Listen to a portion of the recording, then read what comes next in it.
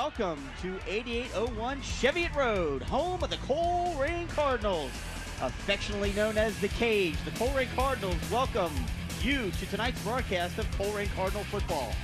Tonight, the Colerain Cardinals welcome the Lakota East Thunderhawks for Week 3 of GMC action here at Colerain High School.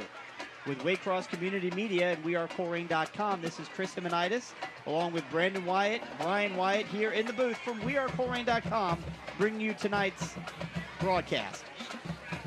Tonight, the 2-3 Colerain Cardinals battle the 5-0 GMC leading Lakota East Thunderhawks. Both schools are tied at top of the division with no losses in division, and tonight they're going to be battling for first place all by themselves as they are the lone undefeated teams left in the GMC.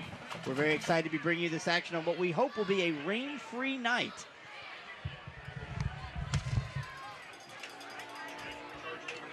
It's pregame, and here you can see the Cardinals heading on down to the field. They're going to be in their red tops and their white bottoms, as well as the Lakota East Thunderhawks are on their way on the field on the other side. They're going to be in their white tops and gray bottoms. So this is a big game for the Colerain Cardinals. They currently have a 14 consecutive season GMC winning streak. They have won, either shared or outright, the title for 14 consecutive years. They have an opportunity tonight to continue their quest for number 15 in a row if they can manage to beat Lakota East. Again, this is Chris Himonitis with wearecolerain.com along with Brandon and Brian Wyatt. You might see a lot of action going on here if you're watching here on Waycross. This tunnel that the Cardinal football players are walking through is made up of Little Cards. Tonight is Little Cards night here at Colerain High School. Little Cards is the football program run here out of the Colerain community where all kids, grades 1st through 6th, have an opportunity to play football. They're not related at all to the Colerain High School, but they do get an opportunity to play football with the Cardinal on their helmets. So, and of course, special thanks to Waycross Community Media for being here tonight to cover the action, as well as all the other Colerain events that take place, including Little Cards, which they've done in the past. So, Brian, going to bring you into the broadcast now. This is a big contest. When we talk about what we're going to see tonight, we're going to see two teams that run the ball a lot. This is probably going to be a fairly quick game, but talk about the defense that Lakota East brings to the table. Well, Lakota East, the most points they've given up in a single game is 17. They're averaging under, I believe it's 9 points a game. And big across the board with all their linebackers, 6'2" or taller, over 220 pounds. So very, very big, stout defense. Rick Haynes' team, we know they will run the option and they will play good defense, and the team that makes the least amount of mistakes tonight is the team that's going to come away with a victory.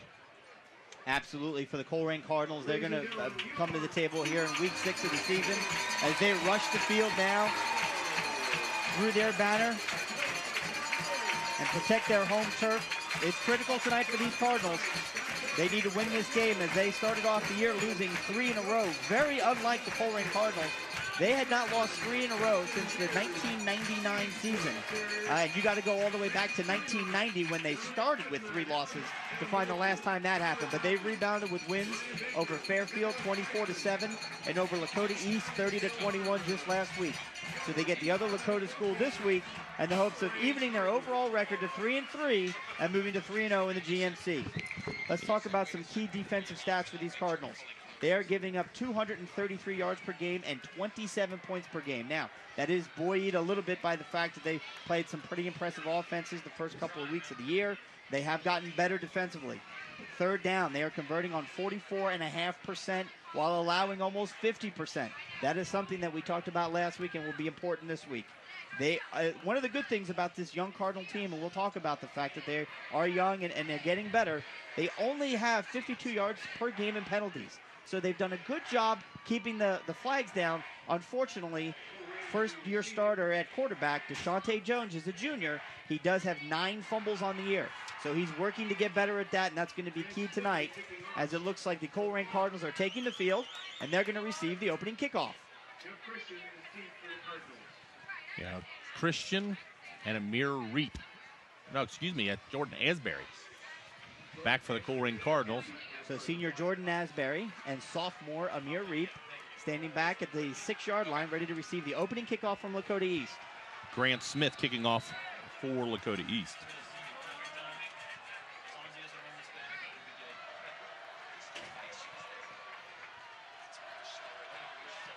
There's the kick. High and deep into the end zone. And per high school rules, the Cardinals will start off 1st and 10 at their own 20-yard line. So Colerain gets to set the tone right coming at first possession. Lakota East won the toss, and they deferred to the second half. Got to give Colerain the ball. Coach Haynes knows did the same thing when he was here coaching with Coach Combs, and he knows what Colerain's coach Tom Bolden likes to do. But you put the ball in the hands of your junior starting quarterback, Deshante Jones.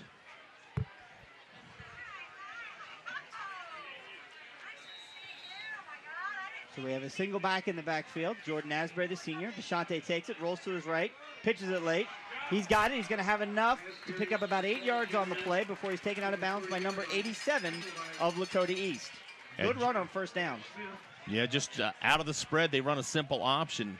He takes the snap from center, looks around, reads the end. He finds Asbury. The pitch is late, but it is effective. Gets out there. Number 27, that's Grant Smith, runs him out of bounds, but not before he picks up 9. So second down and short. Deshante's got it, cuts it back inside. He's got a hole. He's up through the middle. He's got one man to beat, and he can go all the way. There are no flags on the field. Deshante Jones, touchdown Cardinals. 71 yards to play there. Colerain starts this game with the statement. 2 plays, 6 points on the board, 11:41 into the contest. Colerain takes a 6-0 lead. What an unbelievable start for the Colerain Cardinals on their second play from scrimmage. With that touchdown run, it is now, I believe, the longest run for Deshante Jones this year. And defensively, remember, they were only giving up 71 rushing yards per game was Lakota East. Colerain matched that on one run. Christian Dineski is back for the extra point. The snap is a little bit low. Good play by him to pick it up, and the extra point is good. So at the 11:41 mark, Colerain takes the lead, 7-0. You couldn't ask for a better start here on Little Cards night. You took the words right out of my mouth, Brian. To be 19 seconds into the first quarter, and on your second offensive play from scrimmage, have a 71-yard rush for a touchdown by your junior quarterback. It does so much, right? It brings confidence to your offense, who, let's be honest, has struggled a bit at times over the past several weeks. He made something happen in the field. He found a hole and he took it. And for your defense now, you're going to go onto the field and you've got to lead. How important is that? It's so absolutely critical. Playing with confidence is something that the Colerain Cardinals have done for the better part of 3 decades. It is a big part of why they have been so successful in the Greater Miami Conference, the GMC. When they walk onto a field, there is truly a sense of we don't think we're going to win. We fully expect to win. And it's something that this conference and the teams in it are striving to get towards, and they're all getting much closer. Lakota East, again, comes into tonight 5-0 and ranked in the top 10 in the city, whereas the Cardinals, again, are 2-3. Now, they did have that brutal schedule starting off with games against LaSalle, St. Xavier, and Trinity out of Louisville, but they clearly have turned the corner a little bit and trying to get a little bit better every week in the hopes of making the playoffs at the end of the year with hopefully only 3 losses. Dineski to kick off from his own 40-yard line. Dineski's got a foot too, but he pooched this one. Caught just inside the 10, taken up to the 15, the 20. There's a gap up to the 30. This is why it's such a weapon if he can put it in the end zone. Tackled by number 13 for the Colerain Cardinals, I think right at the 40-yard line, which is where Lakota East will have it. First down and 10, and we'll get a chance to see their big senior tailback, David Chenault. Yeah, Caleb Leper takes it and finds a seam. There's really nobody there, and good athlete is Dineski, the kicker, and he's solid tackle. The baseball player converted kicker, it makes the play. Lakota East is going to start at their own 40-yard line. Last week against Lakota West, Dineski put every kickoff into the end zone. A little short on that one. And as a result, Lakota East starts on the 40. Under center is number 1, T.J. Jemison, a junior. He takes the ball, fakes the handoff, keeps it himself, finds a hole, and he's into the open. And he's good enough for the first down. In pursuit is number 30. And he is going to catch him, but not until he gets all the way down to the 10-yard line. Mark it out at the 11. What an unbelievable first play from scrimmage for Lakota East. Yeah, Colerain overplays the fullback here, and Jemison keeps the ball himself. The only man back there is that one of the sophomore safeties, Keontae Jones, takes a good angle, takes him down. But Lakota East is knocking on Colerain's door. First down at the ball. It's spotted at the 16-yard line. all the positiveness we had from that first excuse me, the 11-yard yeah, line. the 11-yard line. All that positiveness we had from our first series now in question. If we let them score here, the defense has got to step up. Jemison takes the ball, fakes the handoff, follows the fullback through the hole. He's going to pick up some yards, but he's met right at the 5-yard line. So about a 6-yard gain on first down for Jemison. It'll be second down. Using the fullback as a decoy there. Colerain looking to overplay it a little bit. He fakes it to the right, brings it back to the left, follows his pulling guard, gets up there and finds him. Taken down by Davis and Bolden. So second down and 4. Ball spotted just outside the 5-yard line. They can get a first down, but it'll be inside the 1.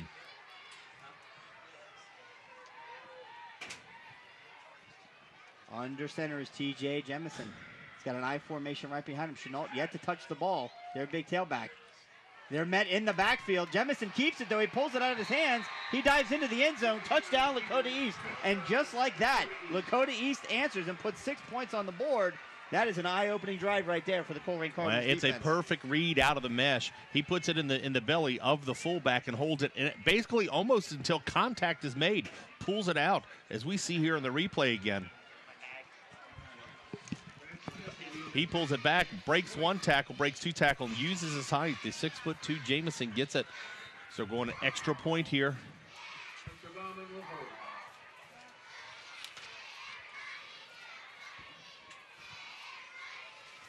Kicker for Snap Lakota is East. back. It is good. Kick is up. And it is. And it is good. It is good. Look at that. So Grant Smith answers back with the extra point. Lakota East at 10:32 in this first quarter answers Colerain's big play with a big drive of their own, 7-7 here at the cage. Here's what we know about Lakota East. They know how to run the option. They've learned it from one of the best coaches out there, and head coach Rick Haynes, former offensive coordinator here at Colerain for many years under head coach Gary Combs. And his defense has realized this team they've got some athletes, and they can move, and they got some football players.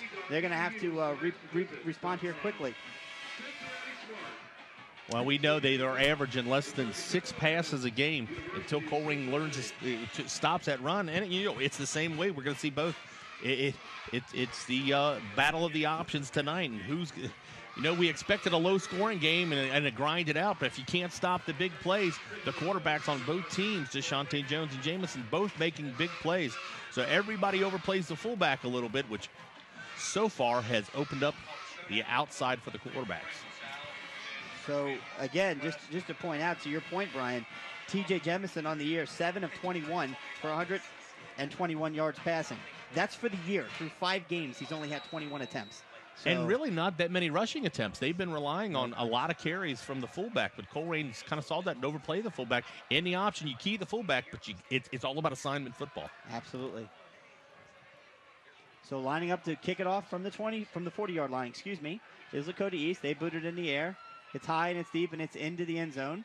Oh, no, he caught it before and he's taking it out. Jordan Asbury's got it. He's looking for a hole. He's up to the 15 to 20. He leaps, makes a few people miss. He's going to be tackled and thrown out of bounds. There's a flag late on the play, so we'll see what the result of that is. Yeah, lots of contact. There's a couple blockers ahead of the play near the sidelines. Also in the area of a hold, but there might have been a face mask, the tackle made by the kicker. So this could go either way.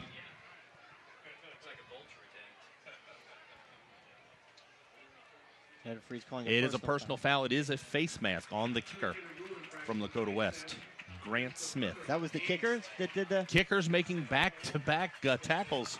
Don't see that too often, but, in a high school levels, a lot of times you've got athletes who are converted into kickers now. So, and that's a spot from the end of the play. It's going to tack 15 yards back on. Colerain's going to start the ball first down at their own 38. So 3 receivers split wide to the right, 1 to the left. The solo in the backfield. DeShante Jones takes it, looks to run. Just going to keep it himself. We've got a flag on the play. It's probably in the area of holding. He's going to pick up some yards, but again, we'll see what that flag is. Manilow Caldwell split out wide that time as a receiver, normally at fullback. Yeah, Colerain going shotgun, spreading 4 wide receivers out there, trying to take away these big linebackers, spread them out and use their speed. This time they get the offensive line holding a little bit there. That offensive line starting tonight. That's Nathan Niehaus, Howard Watkins, Brandon Beebe, Looks like Kendall Strader, along with Jesse Lockwood starting. Asbury, Caldwell, Sarley, Henn are your skill position players. So Deshante Jones now back under center. Takes the ball, fakes the handoff. Oh, I apologize. He fooled me. He did hand it off, and Lakota East defense met. I think that was that Sarley on the tackle? Or no, Sarley on the carry. No, it was Caldwell. The 5'10" 200-pound sophomore trying to get some yards back. He may have got a few. It's going to be third down. Again, the score tied, 7-7 here, just a little bit past, about 2.5 minutes into the first quarter. Both teams successful, scoring on their first drive of the game.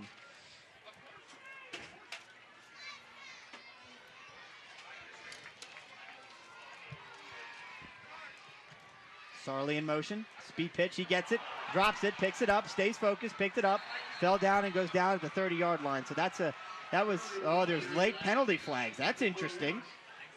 Let's see what that is. Unfortunately, that was just a poorly executed play, and we didn't have a flag in late. Mishandles the pitch, he gets down, little bit of contact after he's already down, or they got to get a personal foul, like a late hit. I think so.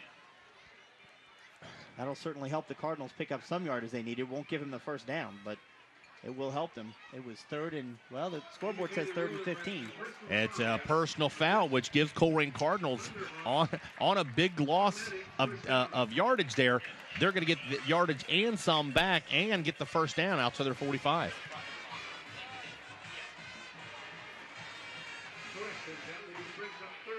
So it's third down. They're not getting the first down, as I thought. He signaled first down, I believe, but yeah. No, so it's third down and short. But that's a huge gain on the penalty. Big mistake by Lakota East now, asking Colerain only to pick up 3 yards on third down. Let's see if they can do it. Caldwell, lone set in the backfield behind Deshante Jones. He takes it, hands off to Caldwell. He's got it. He makes a few men miss. That's first down. He's going to pick up enough for the first down. Up to midfield at the 50-yard line. Grant Smith, the kicker, playing defensive back, or is he a defensive back that kicks the ball? We'll see. Comes up and he makes the play. Good block up front there by Beebe. Gets enough for the first down, just short of midfield. Ball at the 49. Monolo Caldwell had kind of a coming out party a couple of weeks ago against Fairfield. And kind of hurt himself a little bit in that game, but he's proving that he's beginning to understand the importance of that fullback position. Again, is only a sophomore. So growing every week, getting better. Now out of the shotgun, Deshante Jones steps back again. Caldwell in the backfield. Takes the ball, rolls, looks to pass. He throws it. It is in and out of the hands of Jordan Asbury. Would have been an unbelievable catch. It's kind of thrown behind him a little bit, but probably a catchable ball for Jordan those days. Jordan Asbury fighting his way through traffic. I don't think he saw the ball coming. Kind of saw it a little bit late, a little bit behind him. Got one hand on it, but couldn't secure it. But I tell you what, that was thrown on the line. Deshante Jones, not just a runner, a very strong arm. So if he can stay accurate in these short passes, but this time incomplete, 2nd down and 10. So back under center now, tight formation for the offensive line. Sarley in motion. Oh, we've got flags early. False start. It's going to be 5 yards against the Cardinals. Just talked about in pregame how important it was that the Cardinals didn't make the mistakes of the fumbles and the penalties. They've done a good job this year. And again, every once in a while you just get anxious and just jump just a little bit before that snap count. So back it up 5 yards. It's now 2nd down and 15. 8:37 to go in the first quarter. Again, Colerain, no huddle. They line up, get the play from the sidelines, and then we'll make whatever adjustments they need. You have 2 receivers split wide to the left. I formation. Caldwell fakes it. It's a pitch out wide. Asbury's got it, looking for some room.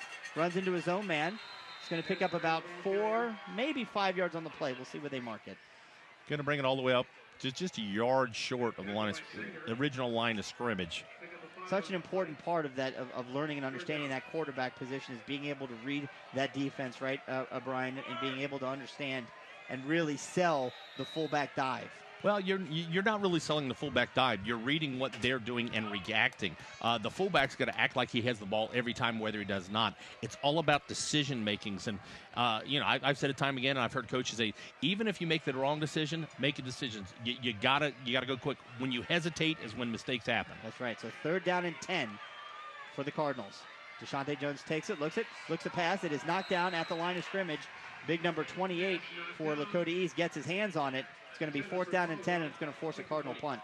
Yeah, they faked the screen and tried to get Caldwell there, sneaking out of the backfield. Nice play by Justin Zimmerman.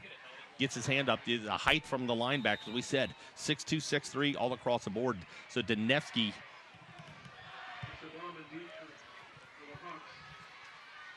Danevsky standing at his own 35-yard line will be punting. He's got it. It's a good punt. It's a high punt. I think fair catch was called and made at the 23-yard line. And that's where Lakota East will take over on their second possession of the game. Tied with Colerain, 7-7 here early in the first quarter of the game. So first possession for Colerain, without hesitation, they score. It kind of few mistakes, stutter a little bit, and pretty much just get in their own way at that last drive. Half the punt. Let's see if they can do the same thing. Lakota looking to take the lead here. 7:39 left in this first quarter. Yeah, every time you think you're taking 2 steps forward, you end up taking a step back sometimes. So here we go now. The defense in looking to do a little bit better job than they did on that first series. It's the old wishbone. Yep, Jemison under center, takes the ball, fakes it, keeps it himself, passes it, and then he's going to be taken down in the backfield for at least a 1, maybe a 2-yard loss. Number 22 on the carry for Lakota East. Yeah, they faked it to the fullback. He brings it outside out of the wishbone. Nice play on the outside. Amir Reed turns him back in. Bonner from Lakota East gets bottled up for about a 2-yard loss. So 2nd down and 11. 7:07 to go here in the first quarter. Game tied at 7. TJ Jemison, the quarterback, only a junior. He's a big boy for a junior. Takes the ball, hands it off right through the middle now. There's going to be enough for a first down. 22's got it. He busted around to the outside. Great run, great play call for Lakota East. They're across midfield and into Colerain territory. First down, Thunderhawks. Yeah, they spread them out. Wide splits this time by the offensive line. They come back with a counter. Catches Colerain over pursuing the fullback. Cuts back, picks up big yards into the Colerain territory. Again, this is Chris Imanitis and Brian Wyatt with WeAreColerain.com. Excited that you're tuning in to this delayed video broadcast here at Waycross Community Media. Thanks to all the guys in the truck for everything they do to bring you these great events. So first down and 10 at the Colerain 44-yard line. It's a pass attempt. Jemison throws it and is over the intended head of the receiver, number 4. 2nd down, forthcoming. Yeah, Jeff Christian was really kind of challenging him up there, and Alex Underbauman on the outside had a little bit of space out there. Christian kind of peeking in the backfield, cheating on the run. Had enough speed to get there, but the ball's overthrown, incomplete.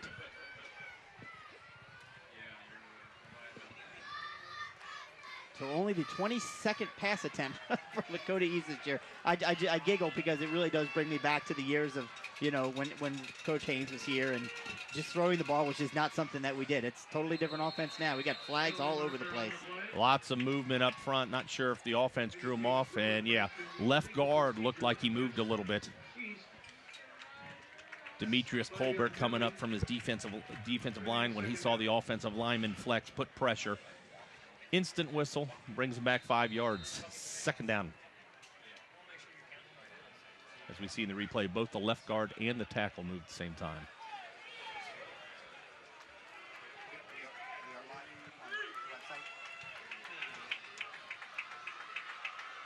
So 2nd down and 15 in their eye. The I formation now. Jemison once again takes the ball, fakes the handoff, pitches it out wide to number 8. He's met in the backfield and taken down by the sophomore, number 30, the younger brother of our quarterback. Yeah, it's Keontae Jones comes up and defending the option. Both teams will tell you it's assignment football. They attack the fullback. They force the pitch from the quarterback. The wingback was there, but so was the defender. That is how you defend the option. That was well defended by Mr. Jones. They lose about 3 yards, so it's going to bring up about a 3rd down and 17. Ball is crossed back over the 50. The ball's at the 49-yard line of Lakota East. The Cardinals have an opportunity here to avoid the big play. They've given up a couple of them already tonight. They've got to avoid it here. And defensively, Jemison takes the ball, drops back to pass, He throws a screen. It's caught by number 8, but immediately tackled on the play by number 8, Kyle Bolden. Bolden eats that one up. They tried to slip a screen in there. Nice little inside screen to Caleb Lepper, but Kyle Bolden, son of the coach, sleeps up there. Good scouting on that. Only picks up 1 yard, gets exactly to midfield. So that's going to bring up the punting unit for Lakota East. Well, we know 3rd and 17 is nothing that any option offense wants to be in. Snap is back. Good pressure put on by the Cardinals. Couldn't quite get to it. It bounces and goes into the end zone. So number 1 for the Cardinals did exactly the right job. Who was back there to receive, just got away from it. Let it bounce into the end zone. The Cardinals will take over 1st down and 10 at their own 20. Still tied at 7 with Lakota East with 5:23 left to go here in the opening quarter. So mirrored possessions, pretty much to start from by both teams. Both of them have explosive first series and go down and score easily. Second series for both teams. I guess you give the defensive adjustments a little bit right there. Give them a little bit of credit. Both of them stutter. Both of them fail. Both of them punt. Here we are, 7-7, 5:23. Colerain's got the ball at their own 20. Absolutely. So let's see what they can do here. Cardinals take it. Deshante Jones under center. Takes the ball, fakes the handoff to Caldwell. Cuts it back inside. He's going to pick up about 4, maybe 5 yards on the play. I think it's going to be 4 is where they'll mark it. Those of you just joining us live on wearecolerain.com, we had technical difficulties getting online. 2nd down and 6 officially on the scoreboard. So 4-yard pickup for Deshante Jones on 1st down. Under center again. Takes the ball, hands it off one more time, this time to Caldwell. He bounces out, tries outside to try and find some room, but he's met by big number 45, Jared Fisher, the 6'2", 220-pound junior. And this is 2 weeks in a row, Brian. We see these Lakota schools, and the size of their kids are just unbelievable. I don't know where they get them from. Well, when you've got numbers to choose from, but yeah, every now and then you have those classes where you just get size, you get speed. Colerain has had the speed and skill positions the last couple of years, but you know the size has been lacking. But you kind of make it up with football skills. So brings up a 3rd down. Let's call it 6. So need to move positive yards here. Deshante Jones in the shotgun, takes it, tries to find some room, tries to run over center again. About 2 yards short. Yep, he's going to be short of the 1st down. So Colerain, I assume here, is going to be forced to punt very deep in their own territory. So only 6 yards picked up in 3 tries. 2-yard average, not something the offense wants to see. Thank goodness for that 71-yard run in the 1st quarter. It's going to help with the average. Yeah, so Danevsky back out to kick. Number 4 for Lakota East, set to receive, standing at his own 43-yard line. Alex Unzer-Bauman. See a nice high one here, Christian. Colerain shifts, kind of spreads him out a little bit. Snap is back, and he's got it. He kicks it. It's a high kick. It's a short kick, though. It bounces and takes the Lakota East bounce backwards into Colerain territory. So only about looks like it's about a 27-yard net punt. Definitely not one of Christian's best, but either way, it is what it is. The Cardinals are back on defense, back and forth, as after the 1st series, it seems like both defenses have settled down, and they're finding a way to stop the other team's offense from marching up and down the field. Yeah, a little bit of backspin right there. No rush, nothing forced right there, but the kick's going to get pretty much give Lakota East about 4 yards from where they got stopped. Ball's going to be spotted at the Colerain 46. 1st down and 10 for Lakota East. Jemison under center, takes the ball, fakes the handoff, once again to the fullback, keeps himself, runs through the middle, finds a hole. Yep, there's a flag on the play. That one's coming back. I tell you what, though, I mean, I like his moves in the open field. It's a shame it's all for naught, but he's got some good moves in the open field. Again, he's a big boy. Yeah. Jemison is, what I say, 6'3", 200 pounds, and he's a junior. And it is a holding, and it's going to come back. I believe they got 21 on the outside there. Holding from the wing, but he's made good decisions. Colerain is kind of pretty much plugging up the middle, said the quarterback's not going to beat us. Not without a hold, anyway. Yeah, Austin Matfield, I believe, was the party that didn't get away with a hold this time. So that's going to bring it back. That's a spot foul. So it's going to come and bring it back into Lakota East territory at the 48-yard line. Still 1st down.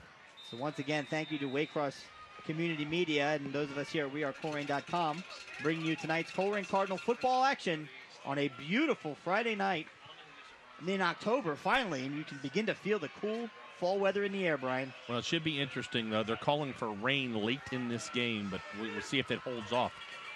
As long as they keep running the ball and stay in bounds, we might get done before it's all said and done. Once again, fakes the handoff to the middle, does Jemison, and once again, there's Kyle Bolden, along with number 12, Demetrius Colbert, in on the tackle. Might have got 2, possibly 3 yards on the play. Good defense. Yeah, flying up also support there, as we see in a replay, fakes the fullback and really kind of read it right away. I don't know if it was actually a fake or not. He looked like he was ready to keep it the whole way. Bolden's right there, along with Colbert, Turner, and Maine Williams, gang tackling. 2nd down and 14.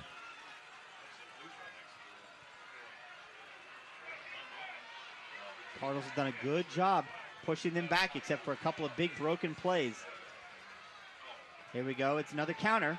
Handed off across the middle, number 8. And once again, he's got a first quick step, and he's going to pick up more positive yards. It's going to be 3rd down again, 3rd and long, but good little run by number 8. Yeah, nice play. Stopped by Kevin Hyde and Maine Williams again. To bring down a little bit more makeable at 3rd down and 7 at the Colerain 43. Probably 2-down territory. That's Caleb Lepper. Mentioned his name a few times already tonight. Number 8, also a junior for Lakota East. Only had 27 carries on the year coming into the game. Now he splits out wide. So Lakota East out of the shotgun, 4 wide receivers. So David Chenault, number 32, their big guy, not gotten a lot of carries. Looked like that they were going to get a delay game. Coach Haynes from the sideline calls a timeout. We're going to take a little bit too long to get it out there, but the coach stopped it before a penalty is called. We'd like to let you know that it's a great feeling to have team members you know you can rely on. The folks at Anthem Blue Cross and Blue Shield is a local team that can support you with a full roster of affordable health. So, Chris, last home game we had here was the celebration of the 2004 state championship team. Yep. And Coach Haynes couldn't make it that night. He had a game of his own, but as a Colerain fan and as someone whose son played for Coach Haynes, he really had a positive influence on my son's life. So, it's good to see Coach Haynes having success at Lakota East. Yeah, absolutely. When he took over the job at Lakota East several years ago, I think there was a kind of an understanding and a feeling that Lakota East really knocked it out of the park. I mean, this is high school. And I think some people sometimes forget and think, this is big-time Division I college football or even pros sometime with their attitude. At the end of the day, you want a coach who's a good leader, who's a good leader of young men, who's going to teach them, the right things and how to handle themselves. And, along the way, teach them the game of football. And hopefully, if you've got a good program with good young men, which Lakota East certainly has, they're going to pick up a few wins along the way. Hopefully not tonight, though. The Cardinals see if they can stop him on 3rd down and 7. In the shotgun is Jemison. He takes the ball, pitches it late to number 22, who's got it. He's not going to have enough for the 1st down, but he was hit hard, as every quarterback in the option should be at the end of that play. Yeah, he took a shot. This time they put the big fullback up front here, and the pitch is hit late, and it's more of a grazing shot, it looked like. I thought he hit him more head on, but Jamison was able to kind of turn his body a little bit. The Quante Stanley, they did make, it was kind of helmet to helmet. It kind of looked a little bit better, but surprisingly bringing off the punting unit. So Colerain has really got to keep their eyes. It's kind of a good area for a fake. If there's one thing Coach Haynes is known for, it's being conservative. And this kick is shanked.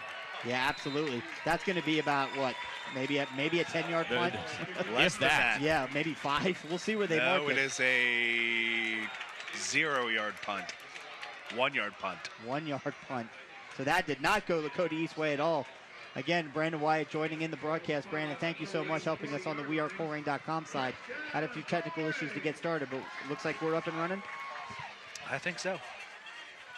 So we're 7-7, 1:36 left to play in this first quarter. Colerain with the ball, starting 1st down at their own 40. Yeah, haven't missed a tremendous amount. After the first, each team successfully scored on their first drive and been pretty much punting back and forth since. Shante Jones under center, takes the ball, hands it off to Monolo Caldwell, pushes forward, trying to get some yards. There's a big guy on that line. I'm not sure I can get his number, maybe 96. But they are doing a great job plugging up that hole early. Yeah, Xavier Martin, 5'11", 275 pounds. Jeez, it beats. And he's not the biggest one on their line. No, he's not. He's no E.J. Harrell. So Deshaunte Jones goes to the shotgun. This is taking a lot of time to get this play in. Have to do this quickly. Monolo Caldwell now offset to the left. Deshante Jones, he takes it, snaps it. He's going to follow Caldwell, try and get a block. He's going to make a few guys miss. And he is going to get knocked out of bounds right at about the 48-yard line. So good run for Deshante Jones. That's a play we saw last week for Colerain against Lakota West. They used very effectively. There's no option. There's no keeper. It's just quarterback, take the ball, snap it, and run it to the left behind some blockers. Yeah, Jared Fisher, the linebacker, does force him out of bounds, brings up a second down. Let's call it is that a long one or a short two? Third down. Or third down. Short yardage, need to get positive yardage here. Deshaun Sarley will go in motion. I see him getting the pitch. Oh no, Deshante faked me out, takes it, keeps it himself, finds the hole, he's got enough for the first down. Stiff arms the man and he's out. 20, 15, 10, 5. Touchdown Cardinals! Another big play, but Deshante Jones, this time 52 yards. Fakes the fullback. Everybody plays the fullback. It's a quarterback counter. Shades of Dominic Goodman right there. One stiff arm, one man to beat here. Finds a seam as we see him get to the outside. Stiff arm, and then he's off to the races. 42 seconds left. Colerain scores again. Deshante Jones, that run of 50 and a 70 yard. He's got 120 yards already. And that's a play out of Coach Haynes' playbook right there. We've seen the Lakota East run that effectively. It's the quarterback counter. He takes the option one way, takes a step back, goes the other way, and Coach Bolden going to his bag of tricks, taking out a old Coach Haynes play there for 6 points. Christian Donetsky gets his foot behind that ball. That'd have been good from 40, but we only needed the extra point, and we got it. So with 42 and a half seconds left to go here in the opening quarter, Colerain again with some big play fireworks. Take a lead on the Lakota East Thunderhawks, 14-7. We watched the replay here. It is quarterback counter. Gets a nice kick out block by his tight end. Look at that stiff arm, or as Mr. Simpson used to call the old thug mug. Just creates enough space, and he's got enough wheels. The defender runs out of real estate, and he walks in untouched. Those of you joining us on We Are Colerain Live, let's catch you up right here. Had technical difficulties as we look at our student section here at Waycross. Colerain scored on their first possession, third play. Second play from scrimmage. Deshante Jones goes 71 yards. Lakota East answers back in their first possession, and they take about 8 plays, and they just methodically work down their field. Their quarterback scores. And they've kind of gone back and forth trading punts till this possession. Colerain, 42 seconds left in the first quarter, takes a 14-7 lead with a 52-yard run by Deshante Jones. Well, this is going to be obviously a game back and forth all night, and the Cardinals offensively are going to have to continue to keep that kind of aggression on this defense. Again, this is a team that only given up the most points in any single game this year, 17. They've already given up 14 to the Cardinals, and we're not even at the end of the first quarter yet. So underneath it, this one's going to be returnable again. Yep, it's going to be caught. Kind of fought over it right at the 10-yard line, taken to the 15 to the 20, trying to get to the sideline, and he does, up to the 30, the 35. He's still loose. Stay on his feet, 35, 40, 45, up to the 46, call it the 47-yard line. So great starting field position for Lakota East. What Christian needs to get that ball in the end zone. I don't know if it's the weather that's holding them back, because it got a little cold or what, but we need to start getting that ball back in the end zone. I think they're just blocking well. They're kicking it high in the air. They're getting men down there. They're just not getting to the man with the ball. Good blocking on both of those returns by Lakota East. We do have an update, and again, Brandon will be providing everybody updates at halftime. Oh, do you want the score of the LaSalle Moeller game? You got to read that one. For those listening, 27-6 LaSalle at halftime. So LaSalle is laying the wood to the two-time Division I defending state champion Moeller Crusaders. I'm sure Larkin and White have something to do with that. Oh, we've got flags here early. I saw that. I wasn't even going to start calling. A little bit of movement. Yep. They had to move. Yeah, we've seen that a couple times. Yeah, kind of rocking a little bit. Timing. Sometimes your guard can jump just a hair early, but not in this offense. He's going to be scooping backside, basically jumping right where the ball. His path is going to take him right where the ball is. He went right in front of the snap there. So again, we'll have more scores from around the city and the state at halftime. But that obviously is a big game tonight, LaSalle and Moeller, and LaSalle again laying it to Moeller 27-6 at halftime. So second down and 15, ball at the 42-yard line. Once again, under center, TJ Jemison drops back, fakes the handoff, keeps himself, looking for some room, tries to get around the end. Great defense by the Cardinals, just strung it out. Picked up maybe a yard, maybe none. A great job up front so far, shutting down the big fullback. Chris Albers, Demetrius Colburn, and Matt Turner getting his first start on the defensive line. And I'll tell you what, that Colerain gone a little bit bigger on the defensive front. That play was a great battle between Dalton Strunk, the 6'6", 275 offensive lineman, and Demetrius Colbert. They both got up. Both of them got the best of each other, gave each other a pat on the back, and went back to their respective huddles. So now it's 2nd down and 14. Snap is back to Jemison. He takes it in a shotgun. He looks to pass, and it is incomplete over the head of the intended target. For Lakota East, it'll be 3rd down and 14. Again, not used to throwing the football. Only 21 attempts this year coming into the game. That's 2 already. Yeah, just a quick hook on the outside. He gets 10 yards down the field, just buttons around. The ball hits him in the hand, but Christian is there to make contact as soon as the ball got there. Incomplete. Stops clock, 22.6 seconds left in this first quarter. 3rd down and 14. Don't have a lot of Division I players in the senior class on this Colerain team, but one of them is Jeffrey Christian. He's got a handful of Division I offers waiting him once he graduates.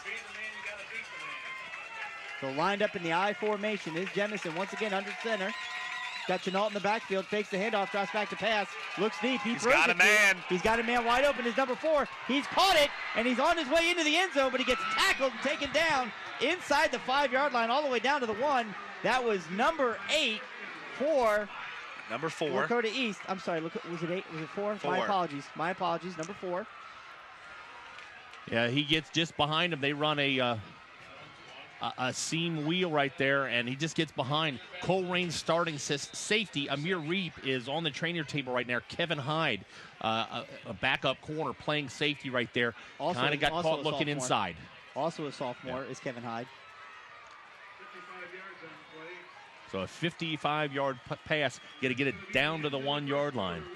And that will be the last play of the first quarter. As Lakota East lets time expire, they're going to move the ball down to the other end of the field. And at the end of 1, it's Colerain 14, Lakota East threatening again with 7 points, looking to put another 6 on the board. You throw when you have to. We've seen that time and time again. When Coach Canes was here, we've seen it from Coach Bolden. You throw the ball when you have the athletes, but you look at the size of these receivers again. 6'3", 6'4". You get them one-on-one in coverage like there, and just a hesitating state. And Jamison just lofted it up there, let his wide receiver run under it, and it was just a nice play. Yeah, absolutely. Once he had the sophomore beat, there was no doubt that he was going to be in a position to catch it. The ball was whether or not he was going to have to hold up and wait for the ball to get to him. He did not. It really hit him in stride. So, again, this is Brandon Wyatt, Brian Wyatt, and Chris Simonitis with WeAreColerain.com. Bringing you coverage of tonight's GMC football action, courtesy of Waycross Community Media.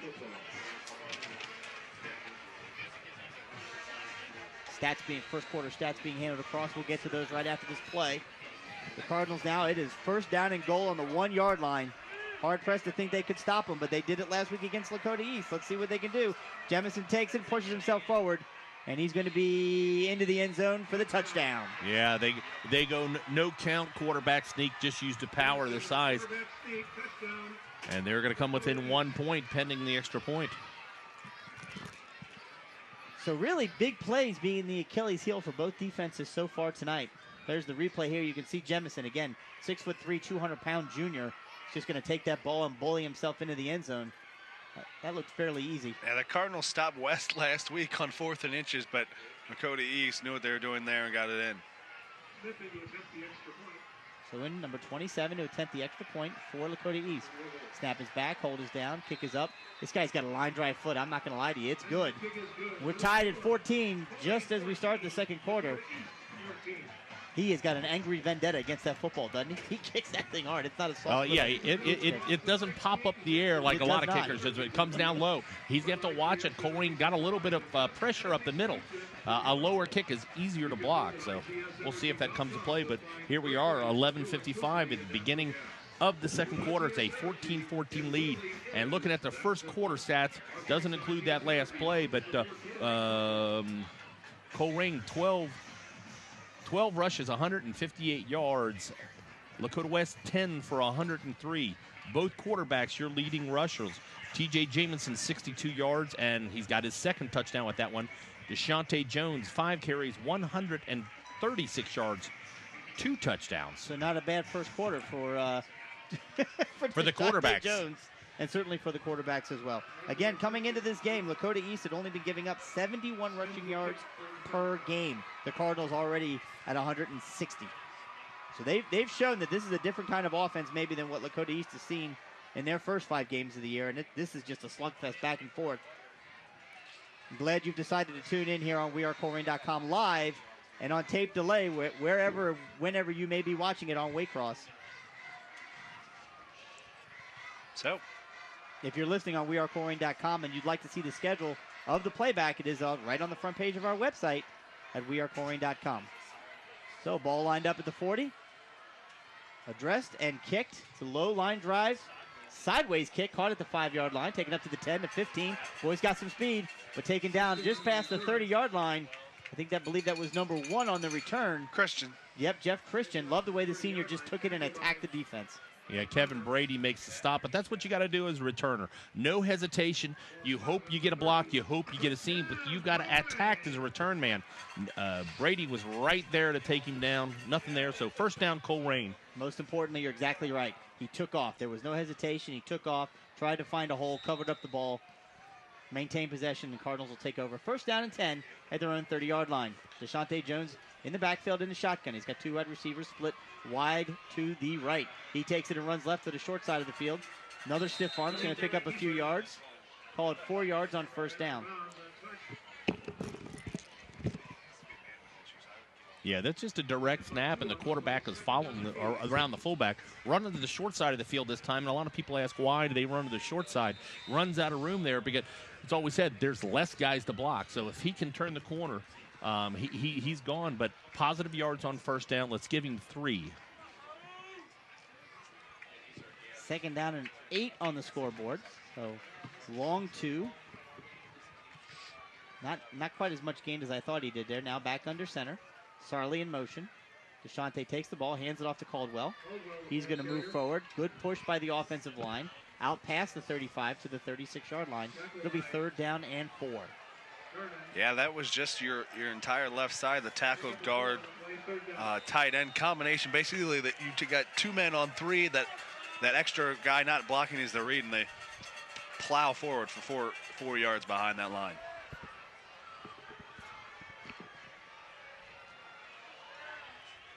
Deshaunte Jones now under center. Big third down here.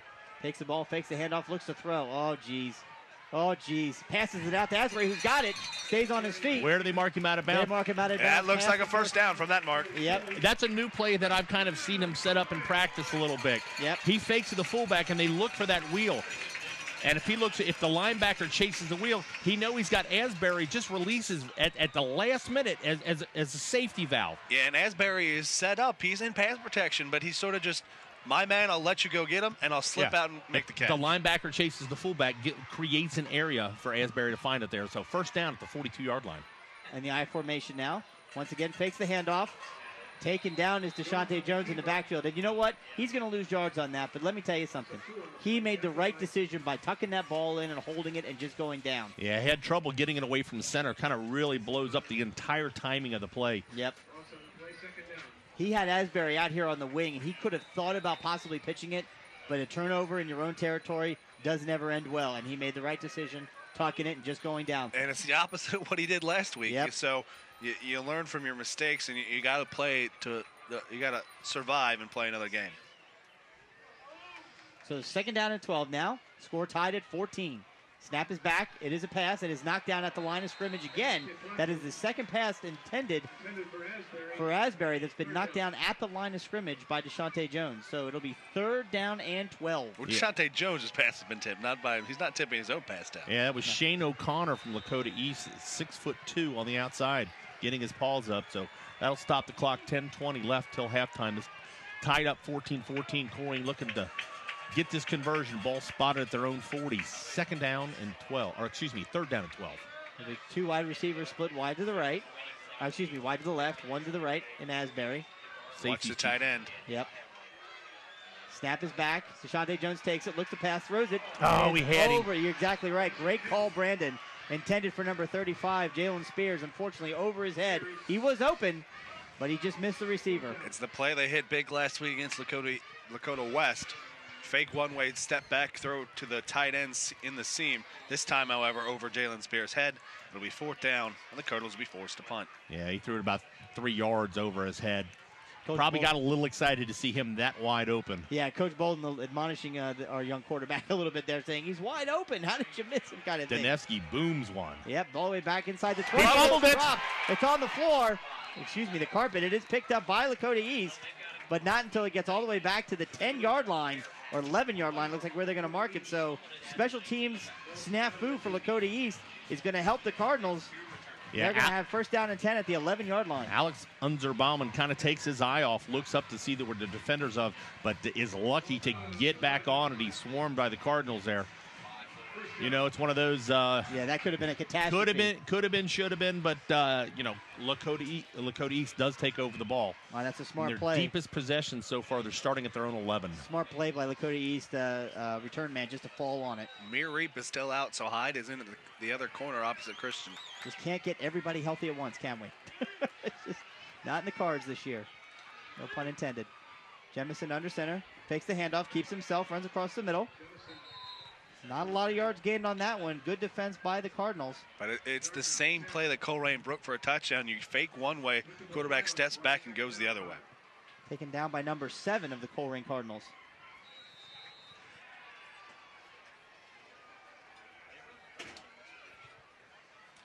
Good run on first down, 5 yards. 2nd down and 5 now with the 16-yard line. Score tied at 14. 9:37 to go here in the 2nd quarter. Jemison under center. Takes the ball, hands it off to Chenault, who's got it. He's going to pick up, I think, enough for the 1st down. We'll see where they mark it. Yeah, he's easily got it. He's 2 yards past the 1st down. Ball's going to be spotted at the 23-yard line. 1st down, Lakota East. I will tell you, I am very surprised at how little Chenault has been involved in the offense to this point. Well, if you can get 14 points without him, that's what the fullback does when you run the option. Well, like he's you say, either right? He's either going to beat you or he's going to create openings for his other teammates. That's exactly and they've right. really relied on the quarterback so far tonight, both teams. Like you guys say, with the option, it's all about what the defense gives you. 1st down and 10 at the 22. Jemison takes it, fakes the handoff to the fullback, pitches it deep.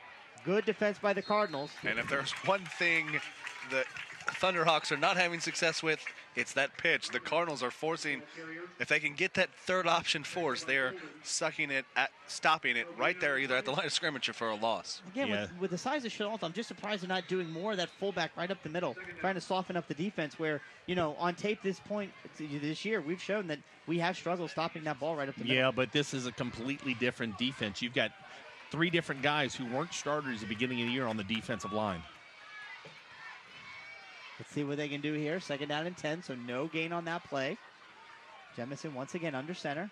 Takes the ball. Takes the handoff. Keeps himself. Reverses field. Once again, well defended by the Cardinals on the edge. Only a 1-yard gain. So, again, running wide is not working out as well for Lakota East. And sometimes that play is a give. Or it's an actual read. This time it didn't look like he read it at all and kept it because the fullback had some room if he gave it to Chenault to keep running. Yeah, it didn't look like he had any intention to do anything other than keep that ball himself. Well, that's what a quarterback can't do in this system is you can't anticipate how it's going to be just because they've attacked the fullback every time. But then does again, not that mean- play is also one Right. that could be a straight run either way. So 3rd down and 8. Jemison takes the ball, fakes the handoff, looks the pass, rolls. He's gonna have some room, and he's gonna have enough for the 1st down. Everybody moved to the. Well, how do you describe it? I mean, everybody dropped into coverage. He didn't see anything in light. The entire right side of the field opened up for him. He just took off. Yeah, with the they go run. play action. He looks to the tight end or a running back, just 2 in. Everyone on the Cardinals knew what the play was. Unfortunately, everyone on the Cardinals reacted there, opening up the other side of the field and allowing them to find the open And space. Jameson makes a good decision not to force it into coverage. Saw the opening to the outside, so. Yeah, he has certainly shown a calm demeanor. I don't remember. Was he the quarterback last year? I don't think No. he was. No. So he's a first-year starter as a junior as well. Now under center in the I formation. Fakes the handoff, pitches it deep. The Cardinals are going to be there. And good defensive number 8. Tucks it, takes it all the way up to the 40-yard line. So, again, good run on 1st down for Lakota East. 5-yard pickup. It'll be 2nd down and 5. 7:22 to go here in the half. Score tied at 14. So as high-paced and back and forth as that first quarter was, this second quarter really has a different feel to it, more the way I think Lakota East wants to play this ball game. That's a great point, Brandon. They'd love to be able to slug this out, pick up 3, 4, 5, 6 yards every play. They can keep our offense off the field. It's better for them. Jemison takes the ball, looks back to pass, and he is sacked by number 30, who's having himself quite a night tonight, the younger Jones. Keontae Jones come weak side, but give Christian. They got one-on-one coverage out there. Only one guy on the pattern, only one guy playing defense, and he is just blanketed. No time for the throw. Doesn't even attempt to Keontae Jones comes up big. A loss of about 7 yards. So 3rd down and 12, 6:30 left to the halftime. It's got a tie ball game. And that risk-reward of the option offense, you want that catch him off guard on 2nd down with the pass, but you put yourself in a situation you're not comfortable in the 3rd and long. So they tried to screen last time they had 3rd down and long. Yep, Jemison takes it. He pitches it on a reverse. 33's got it. But you know what? That's going to come way back. They run a little bit of hitch reverse on a wide receiver, but there's a block in the back way behind the play, almost near the 20-yard line. If I'm Coach Bolden, I take that block in the back, spot foul, and move him back 10. Do you really? Yeah, you take that. That's a 15-yard spot foul. It might be half the distance to the goal with it. Little advantage of playing on the coach chains. It was a counter 6. Very rarely run. In fact, my senior year, we ran it one time, and that was only in the 1v1 scrimmage. Is that right? For a touchdown. You don't use it often because it's sort of a high-risk, high-reward play. Tried it there on 3rd down. Cardinals blew it up and only got positive yardage because of the block in the back, and it looks like Coach Bowden is indeed going to take the penalty. Look at this guy. Remember him plays from how many years ago? How about that? Brandon. So that's going to bring it all the way back, as I said, to the 10-yard line. So it's going to be 3rd down and a long way. Well, if it's 1st down is at the 44 and the ball is at the 10, it's 3rd and 34. If my Colerain math is correct. So Colerain probably going to go a little bit deep, brings in an extra defensive back.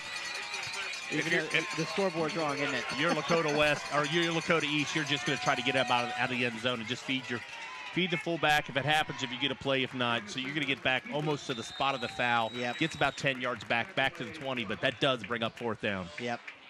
That's a great play call. Exactly right. Let the quarterback do what he does. Don't try anything deep in your territory funny. Try and get some yards back and give your punter and he may a little bit of room. He may have picked up 12 yards there, but that's because he didn't face any defense until about 7 yards downfield. Yeah, Colerain keeping everything in front of him, knowing they need it. So the snap is back. The punt is off, and it's a line drive kick away from Christian. Takes a bounce about the 40, but Christian does pick it up. He's trying to get outside, looking for a block, trying to get the edge. Just got to get that one upfield at a certain point. Yeah, tried to find something running left to right across the field, trying to find some room, and just couldn't quite find it. So he planted his foot and, lowered his shoulder and tried to move forward, and he did. And yeah, Lakota East, good coverage. Everybody stayed in the lanes. They stayed home. Did not give him a cutback lane and just kind of let him go out until they got the weak side pursuit. So Deshaunte Jones and Colerain Cardinals going to take over 1st down at their own 37, 5:23 left to half, tied 14-14. It's been a great game as we expected. These are two very evenly matched teams. Sarley in motion. He takes the pitch from Deshaunte Jones. He's got some running room. He's gone. And he's into the open. Deshaun Sarley takes the ball deep. Not Sarley. I'm sorry, was it Asbury? It's Asbury. I got these binoculars in my hands. I should use them. That was Jordan Asbury. Asbury gets the outside pitch and said, nice block on the outside by Lockwood. And he turns the corner. One man to beat. I was a little bit premature. Dances on the sidelines to slow him down. Nice stop. And it's 1st down to the Colerain, all the way down to the Lakota East 40-yard line. Never say he's gone until I know. I'm usually better than that. No one in front of him. In motion now is Sarley, and the handoff is to Caldwell. He takes it, and he's hit after about a 1-yard gain right at the 40-yard line. Caldwell looking to be a little tentative when he runs. Well, that was kind of a different play that they've run. They put the running back in motion, and like they're going to run that pitch again to the outside, try to get him over pursuing and find the fullback underneath. But the defensive line and linebackers from Lakota East really gave him no. I don't say he hesitated because there was no room to go. Right. But he did pick up a yard, 2nd down and 9. Positive yards every time. Asbury in motion. Deshaunte Jones takes it, follows the fullback, and he made the right decision. He's gone. He's through the hole. He's down to the 10, the 5. He's into the end zone. No flags. Touchdown, Cardinal. It's the same play East has been running all night. The same play he scored a touchdown on earlier. Fake the fullback. Step one way, go the other way. And again, Deshaunte Jones with a big score. He just plants his foot, and that's what you like, the decisiveness, the maturity of this quarterback. From week 1 to here we are in week 6. He has just matured, and, he is a force to be reckoned with. His 3rd touchdown of the night, 4:35 left. Christian Denefke on for the extra point. And there you really see the difference between the two quarterbacks. Smith for East, big guy, makes a lot of play. He's got enough speed to get there, but he's not going to hit that home run. Deshaunte Jones, littler, smaller guy, not going to bust as many tackles as the extra point goes through and is good.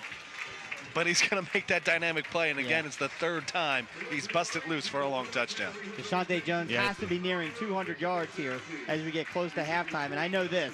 No matter what happens at the end of this game, Colerain is going to wreck Lakota East defensive statistics. Well, there's only one statistic that matters at the end of this game. It's the final score. Absolutely. You can give up all the yardage you want. You can, but it's all who has the most points. With 4:35 remaining, he has 176 yards, according to our on-the-spot stats crew. And of course, you can follow our stats crew who put out this week some interesting stats leading up to today's game. They were absolutely fantastic. I'm going to say this. We retweeted them at our handle. We are Colerain. Of course, they can be found on Colerain at Colerain Stats. We'd retweet them if you tweeted them a little faster. I'm sitting right next to him. You are sitting right next to them. Can you tweet as fast as they're sitting right next to you? So with 4:35 left to go here in the first half, it is 21-14, Colerain over Lakota East. Again, it has been big plays by the quarterbacks that have kind of driven both offenses tonight. Again, Lakota East now has given up more points in this game than they have given up in any entire game all year. So the Cardinals offense is clicking here, and they've been aided by a defense that's been, if not spectacular, at least steady. Denefsky's got the ball lined up on the 40. Let's see if he can put this thing in the end zone. Come on, Christian, get your foot underneath it. He gets his foot underneath it, and he kicks it. Not sure that it's got the height.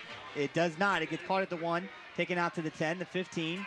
There's Cardinals there, and they are taken down inside the 10-yard line. Great special teams play by the Colerain Cardinals. A huge play, and I made it to one practice this week, and there's a couple new guys in here. Anthony Beavis. Anthony Beavis getting his shot. 5'9", 150-pound. What year is Mr. Beavis? Sophomore. So Anthony been making a lot of plays at the JV level at middle linebacker, and he has earned his spot and makes a play. Big play by Mr. Beavis. Well, that's what you do as a sophomore. You work your way up into this rotation, and you obviously start off on special teams. And great tackle, taking him down at the 11-yard line, which is where they will start off 1st and 10. Though the Cardinals, it looks like Jalen Spears right now is on the trainer's table. So did Reap make it back in? No, Reap, it looks like he's done for the day. Got a bust through the middle, but it looks like there might be a flag on the play.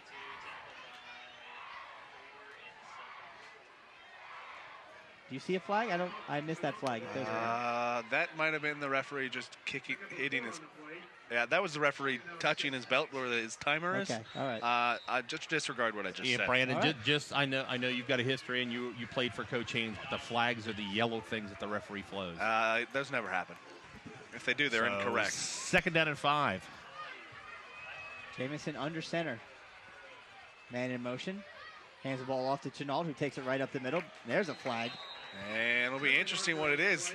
It's right at the point where the tackle is made. So is it a face mask? But it's also in the spot where, in the option offense, you can get called for the high-low. Let's see what it is. Who's moving backwards? It's they called helmet-to-helmet contact on a fullback and linebacker tackle. If you lead with your head, you lead with your head is the rule. So you can see it here on replay here, Waycross. Chenault's got the ball, and he's going down. And there was a secondary player coming into the pile that got called for that. So that is a good call. I'm glad they didn't call it on the fullback dive because that's just ridiculous. But yeah, the correct call it was about the 3rd man into the pile. So 1st down, ball at the 34-yard line. High formation now for Lakota East. Once again, the handoff to Chenault. He makes a few men miss, and he's into the open. Number 18 missed him. Chenault is still running. He's still on his feet, taken down. One-arm tackle by Jeff Christian, but not until he gets all the way down. I'm sorry, Maine Williams. Not until he gets all the way down to the Colerain 40-yard line. And everyone was there. Everyone from Colerain made the play. They made the stop, but they didn't finish the play. Everyone relaxes. Chenault still goes and picks up the big first down. Well, it looked like the initial contact, the offensive guard was pushed back into him. So he was stopped in the backfield by his own offensive lineman, but you're right, just kept his feet moving. That's what looks like Coach Haynes has decided he's going to feed the fullback and try to wear this Colerain team out. 3 minutes left till halftime. Ball on the Colerain 40-yard line. Once again, Jamison takes the ball, fakes the handoff, keeps himself, and he had open space in front of him, if not for the tackle of trying to get his number. Christian on the it was Maine Williams on the tackle again. Our it was number 4, Maine Williams. Our PA announcer, God bless his heart. Maybe the only guy in the stadium that messes up the numbers more than I do. So 2:45 left till halftime. Ball spotted at the 29-yard line of Colerain Cardinals. Colerain clinging to a 21-14 lead. Lakota East driving. If you're Coach Haynes, though, you almost don't want to score too quick the way the Cardinals have responded. Well, 2.5 minutes to go in the half. The Cardinals have got to try and find a way to flip this and slow them down. So it's taking a long time to get the playoff, and they're going to have to burn another timeout. Well, they had set up just in the basic I formation, one wide receiver up top with the tight end, and did not get the play out. So again, for those of you listening live on wearecolerain.com, thank you so much for tuning in tonight's broadcast. We do apologize for the slow start, but we're here. We'll be delivering you some great action. This is going to be a great game the rest of the way. And those of you like to again thank Waycross Community Media and all of their volunteers. What they do here to showcase our student athletes is just remarkable. And if you'd like to be part of a future broadcast, whether you want to be behind the camera, behind the mic, or in the truck, www.waycross.tv/volunteer. They'll have the information up on the screen. Thank you to all the guys. The rain's holding up, so our camera crew and everybody out there doing a great job. And there it is, 513-825-2423 at www.waycross.tv/volunteer. Look at you doing the lead-in for the graphic. Love it, Brian. Well done. Well done. It's like he's done this before. It almost is like he's done it before. So they break the huddle, bringing them out. Ball at the 29. They're going to stop him here, Brian? They're going to try. That's what they try to do every time the defense is on there. Well, not every time. There's an occasional time we give up a touchdown on purpose. This is not arena ball. In the I formation, big Chenault. Then 8 behind him. Jamison takes it, pitches it out to 8. That's an incomplete pass. That pass went forward. Yep. Not by the way the referees are signaling it, though. Yeah, they run the option here, fakes the fullback. He keeps it himself, and when he pitches it, he's behind the 20-yard or the 30-yard line. Ball lands in front of the 30-yard line. Yep. Who wrapped him up? Oh, that's Kyle Bolden that was right there to wrap up the quarterback. Did a great job playing his position. They did stop the clock, so they did call that a... No, the ball rolled out of bounds. Okay, that's why the clock stopped. He lost a yard, and the ball rolled out of bounds. So now it's it rolled out of bounds on a forward pass, but either way.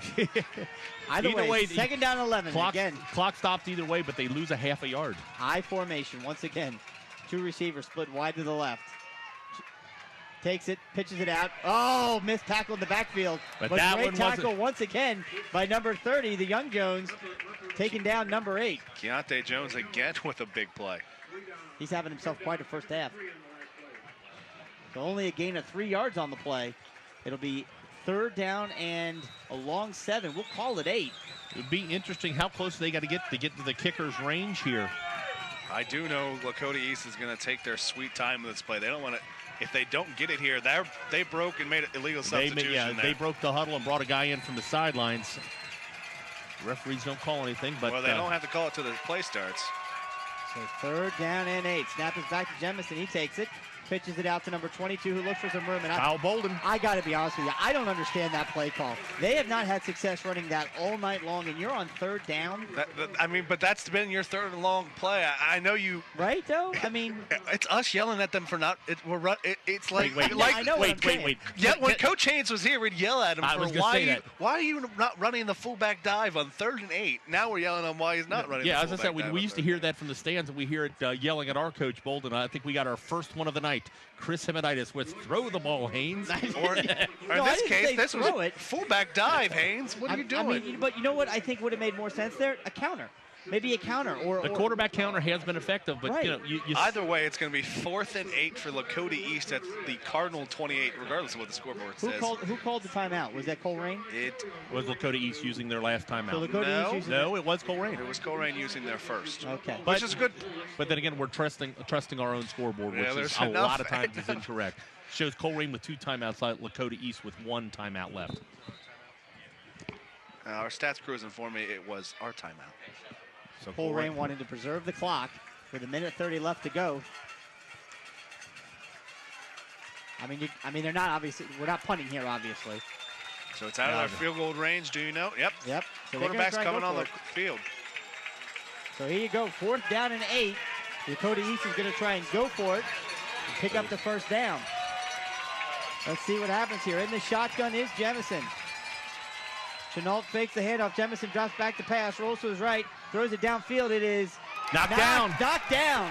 Almost intercepted, but knocked down, which is a good thing. Hyde and Christian both went through both of their hands there and nearly ended up in the East receiver's hands. Cardinals get a little bit lucky for making a good play there. Yeah. And it'll be turnover on downs to the Colerain Cardinals. Play action. We're watching the replay. Jamison has his receivers open for a little bit. Kevin Hyde comes out of nowhere, gets a little bit of hand on the ball, bounces off his helmet, and almost into the hand. So Colerain does stop. But the big thing, that does stop the clock. Colerain has possession, 1:24 left till half, 2 timeouts left. And this is a situation with under 30 seconds last week. They got enough yards to kick a long 45-yard field goal as time expired at the end of the last half. We've seen Donevsky in practice hit it over 50. So Yeah, well, with 2 timeouts and 1:24, they got plenty of time here. Snap is back to DeShante. He looks to pass. He throws it deep down the field. There goes Asbury. He's going to have to come back to get it. He's got it in his hands, but wait, one unfortunately, receiver it's says it's a catch. The receiver on the sideline calls it incomplete. But the incomplete was the correct call. And what you see there, one referee while the ball there is looking at one thing, the other referee's looking at the other, right.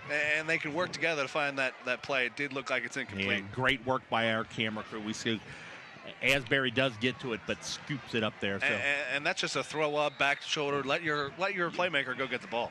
Unfortunately, the playmaker ran a little, kind of outran the toss and had to kind of come back to get it. But what I'm seeing here, they're really got their safeties up tight. If they run that same pattern in the middle of the field. I love that middle of the field. I think that's a great play call. So they've had success. I'm not sure how healthy Spears is. We saw him on the training table. He's still earlier. on the training table. DeShante Jones takes the ball. He's going to keep it himself, try and run up the middle. So clock will continue to run, but he gets it up to the 31-yard line. It'll be 3rd down and 7. And unfortunately for Colerain, their tight end is number 47. He's not in a roster because he's a. Yes, it's Brandon Gilbert. He switches jerseys based on the position he's playing every week. I don't think Brandon Gilbert, no matter how much he told us he wants to catch a pass, is going out for a pass. Yeah, a glorified offensive lineman wearing 47. Kind of flashback of watching my son old play.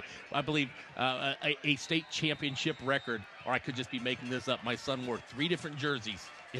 Four different jerseys in the state championship game. Not something you see. That was state every day. semifinal game, but yeah. Jalen Spears has a bag of ice on his ankle on the training table, but he's still in his helmet and pads. So Cardinals are letting the clock run here. Yep, under a minute to go. Up 21-14 are the Cardinals. And you don't want to give Lakota East time here if you can't convert on 3rd down and long. Well, they're going to take a timeout with 45 seconds left. So we'll take this minute to remind all of those of you listening live on wearecolerain.com. We will focus our halftime on taking a little bit of a break, as we always do, and then we'll come back. Give yourselves about 10 minutes away. We'll come back, go over halftime stats as well as scores from around the city. The big shocker, or to some not a shocker, Brian, honestly, was Lakota East leading Moeller at halftime. LaSalle leading Moeller. I'm sorry, LaSalle leading Moeller That would at be a halftime. shocker. That would be one of the greatest things you have ever. 3 if teams- Lakota East was playing. Are we done? Can Yeah, we we're move done. on? LaSalle leading Moeller 27-6 at Oh, half. there's some more upsets of brewing. So. Well, we'll be excited to hear those from you, Brandon, at halftime, as well as our first half stats. And really, we ought to call it just the just the quarterback show, because these two have put on a clinic in terms of running this offense tonight. 35 points scored here in the first half.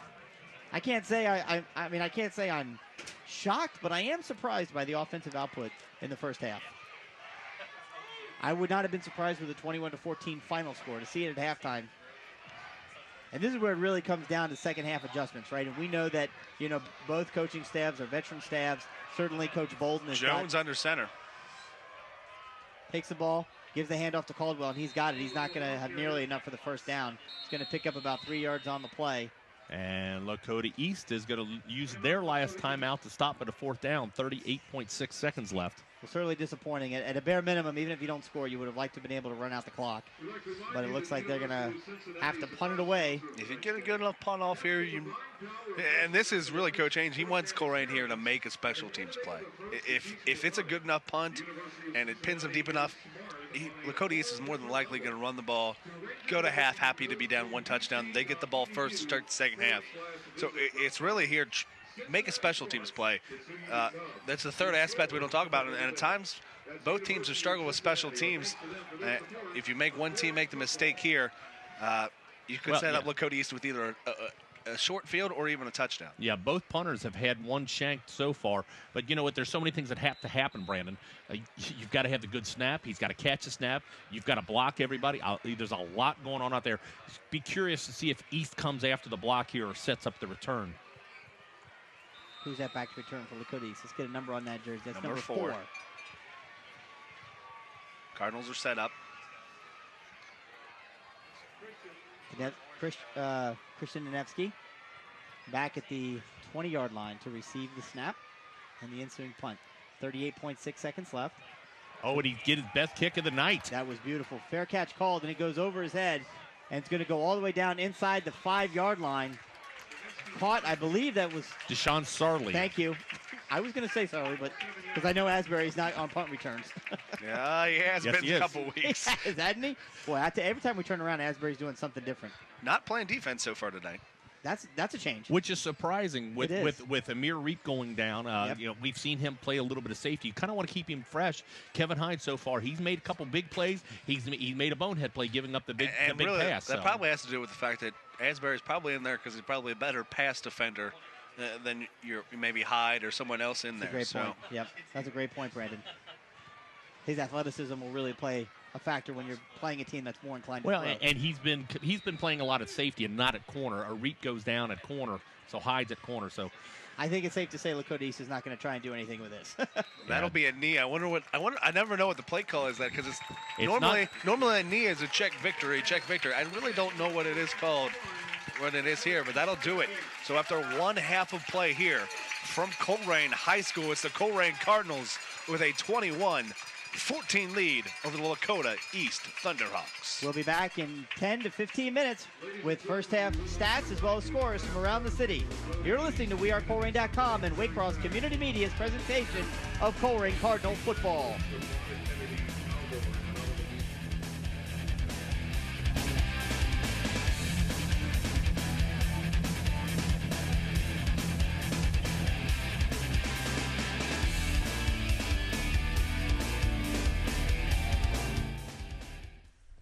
Do you like what you see? Do you want to see more programs like this? Well, check out waycross.tv for this program and others like these.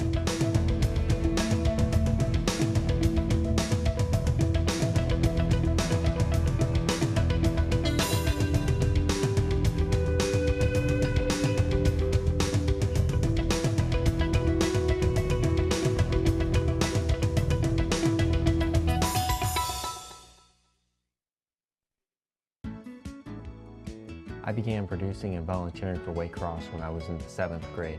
Since then, I have produced many programs that have won awards on the local, regional, and even national level. Waycross Media was the ideal place for me. I just got involved in, as I say, as a hobby and continued on from there. Anyone with a message that they want to share should come to Waycross, take the classes, and produce their own television show.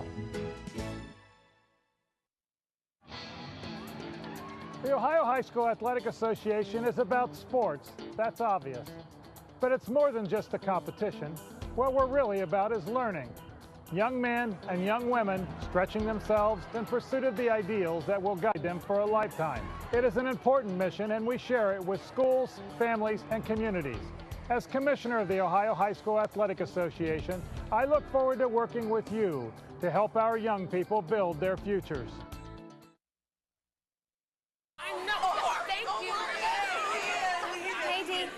Hey, Julie, what's up? I was wondering if you could help me with that home ec project. So what's the project? How to make white bread? Why doesn't she ask one of her other friends? Yeah. Why don't you just leave? Sorry. Why you gotta be like that? Julie. Imagine the power of one voice. Find yours at freedomcenter.org.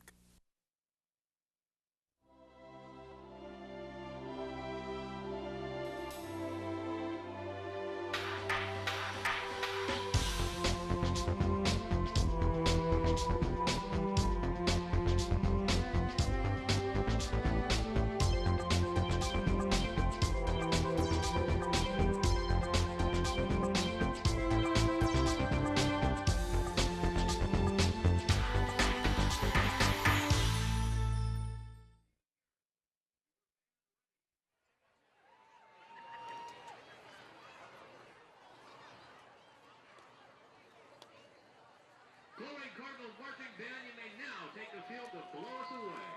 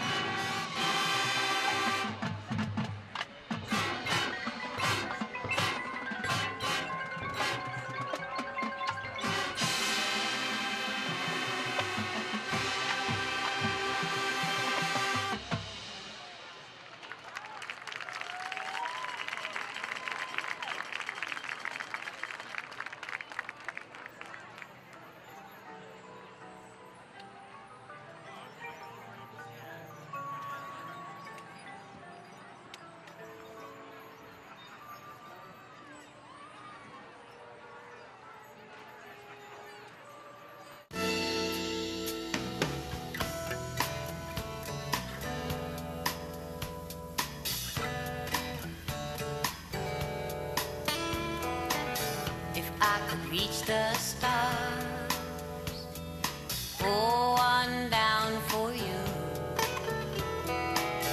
shine it on your heart, so you could see the truth, that I can change the world.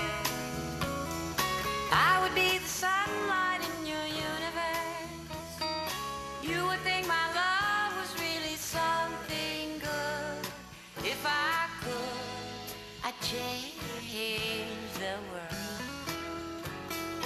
If I could, I'd change the world.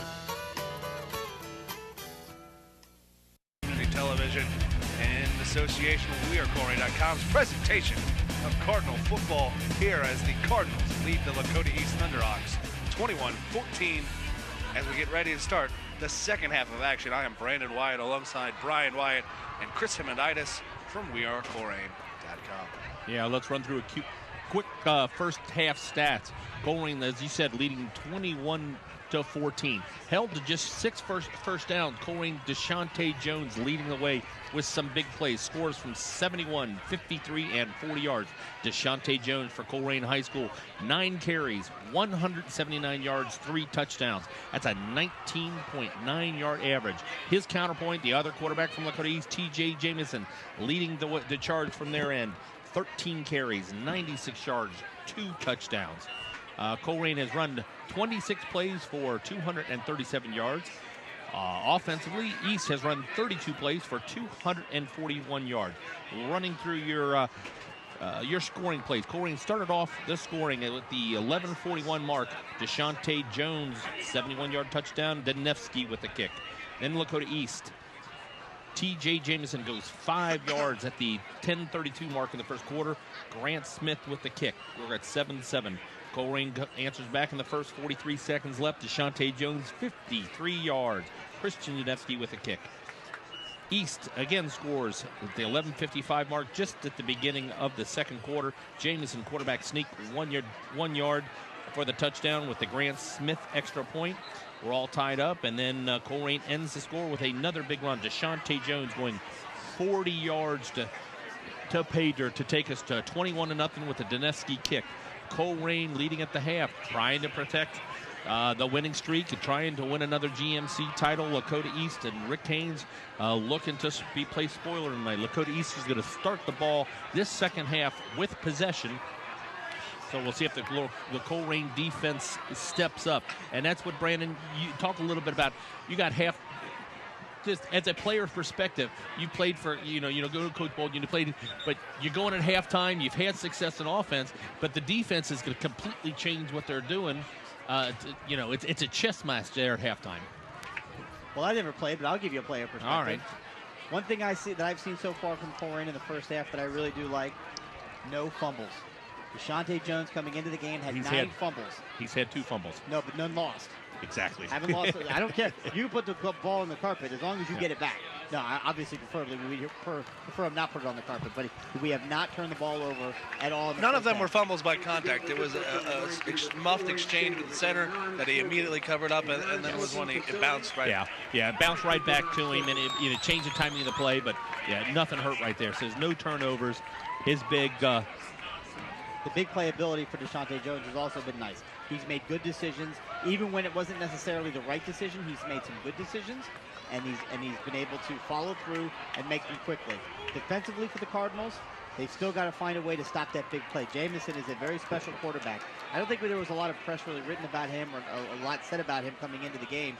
All the emphasis and the energy was placed on Chenault and what he does for this offense. But, honestly, it's been the quarterback show here on both sides of the ball. Yeah. And Lakota East is going to have an opportunity, as you said, to start the second half with the ball. And the Cardinals, holding on to a 7-point lead, would love to find a way to force a 3-and-out. They had success kind of late in that second half, feeding the ball to their big fullback, but no score on that last possession. Colerain makes a big play, so Danevsky's going to start this half, taking the ball from his own 40-yard line.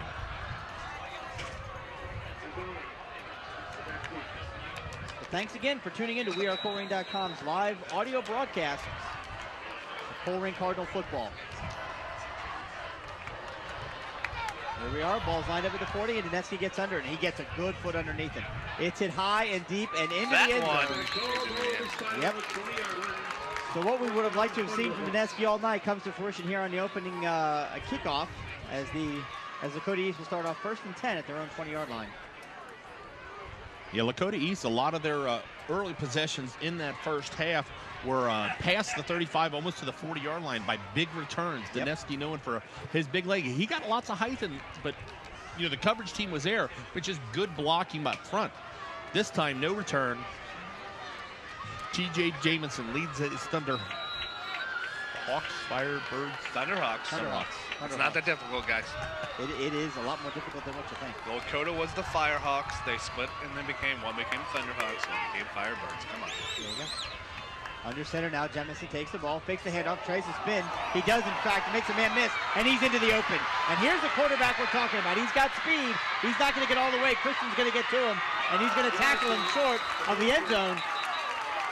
But great run. He had a fantastic spin move in the background, did Jamison. In the backfield, ran right up the middle and just took off for the end zone and takes it all the way down into Colerain red zone territory. 1st down and 10 for Lakota East. Just shows a little bit of size. He doesn't have the breakaway speed, but he's got enough of it, but shows power there to run through the tackles. Initial contact's not going to take this quarterback down.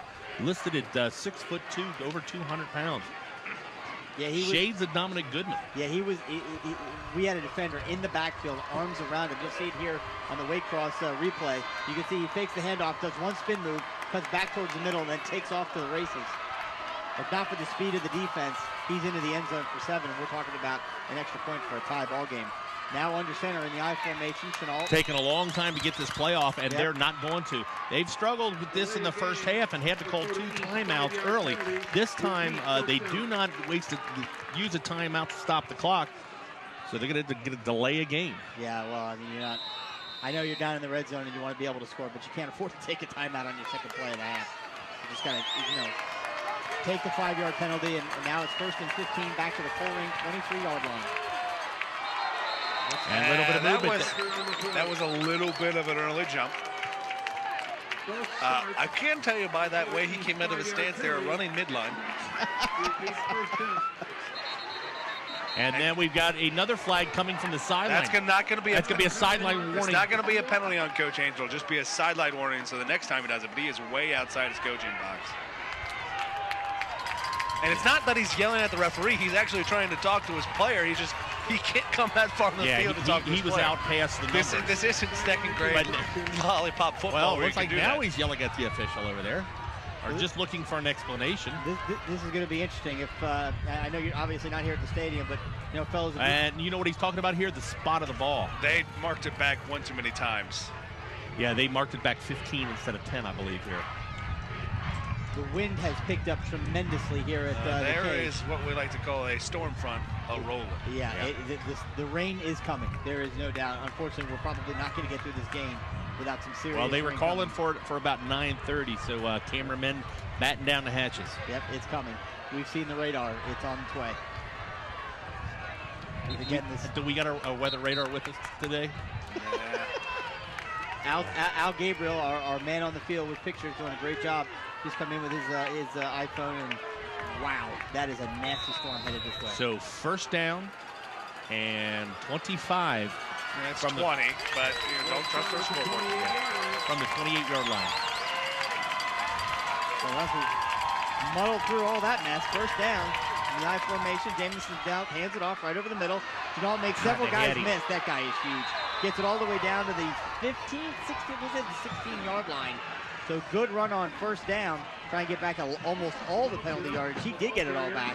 It'll be 2nd down and 9. Yeah, just a straight dive to the fullback, and he runs through 2 Colerain defensive linemen. Nice push up front. Colerain made the tackle made the contact at the point of attack. He just couldn't hold on.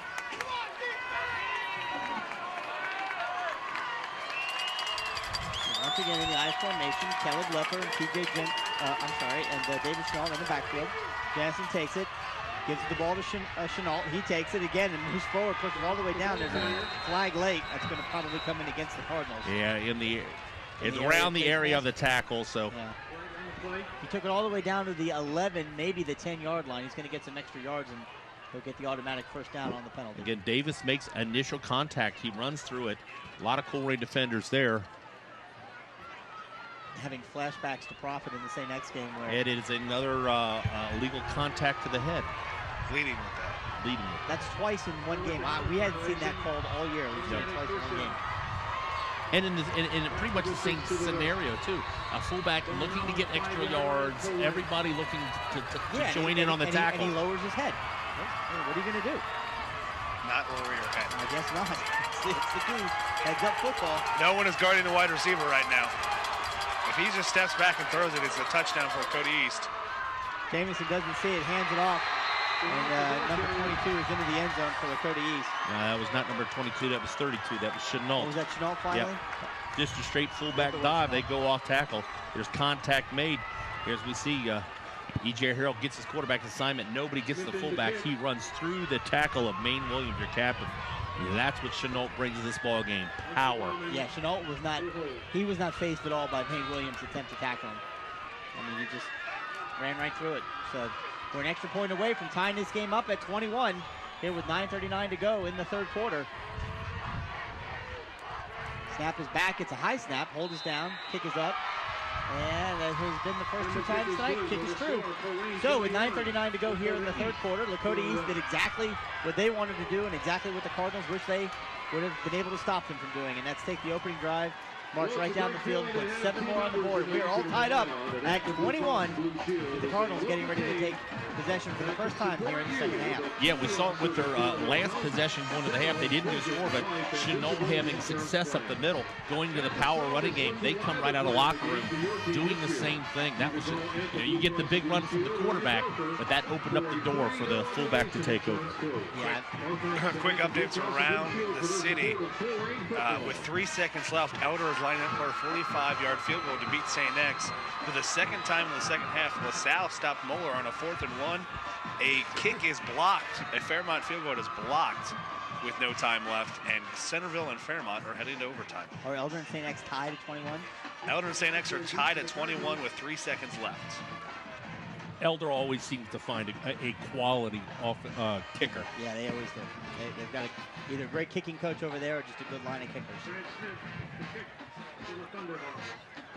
So Smith is going to kick off for the Thunderhawks.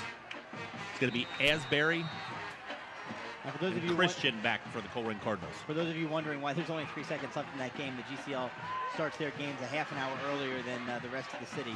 Although next year we in the GMC will be moving to 7 p.m. start times.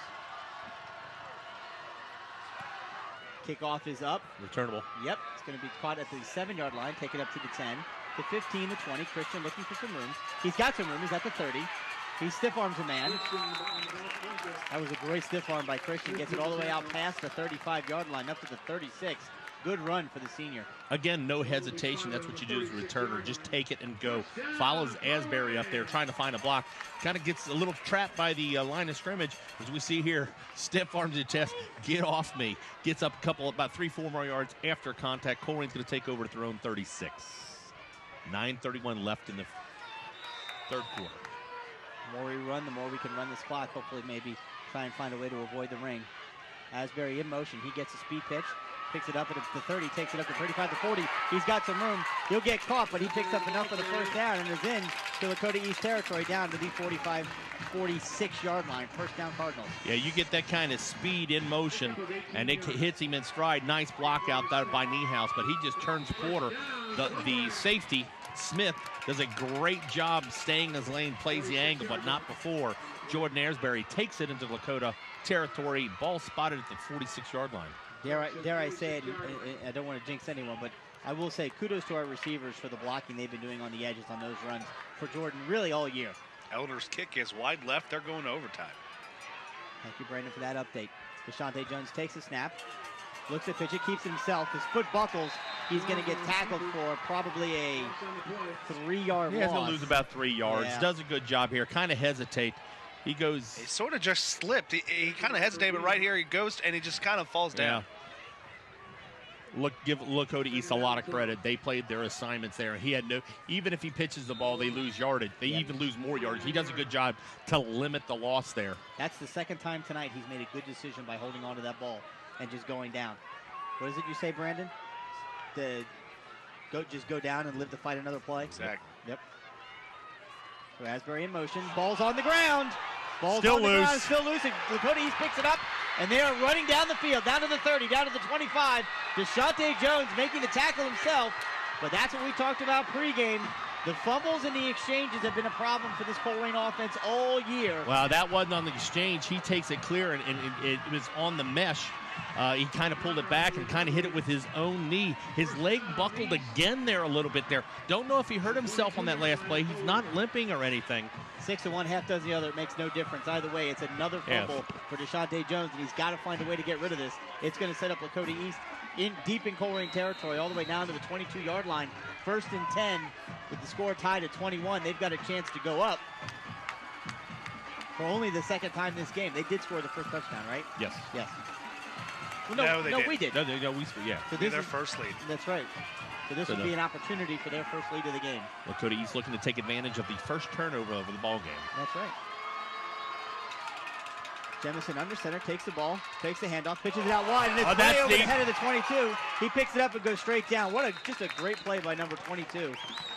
He saw that it went way over his head. It was a bad pitch, and he picked it up. But thankfully for the Cardinals, Lakota East, again, shot themselves in the foot. They have been shooting themselves in the foot all night. I mean, they've made mistake after mistake. And we've had our ones too. But last drive, though, they were able to recover, get the first down after a 1st and 20, and put it in the end zone for 6. So that ball, they were at the 22-yard line, I believe, and now they're all the way back to the 39-yard line. So it's going to be 2nd down. 28 yards. Cardinals have got to limit the big play here in the I formation. Jemison under center.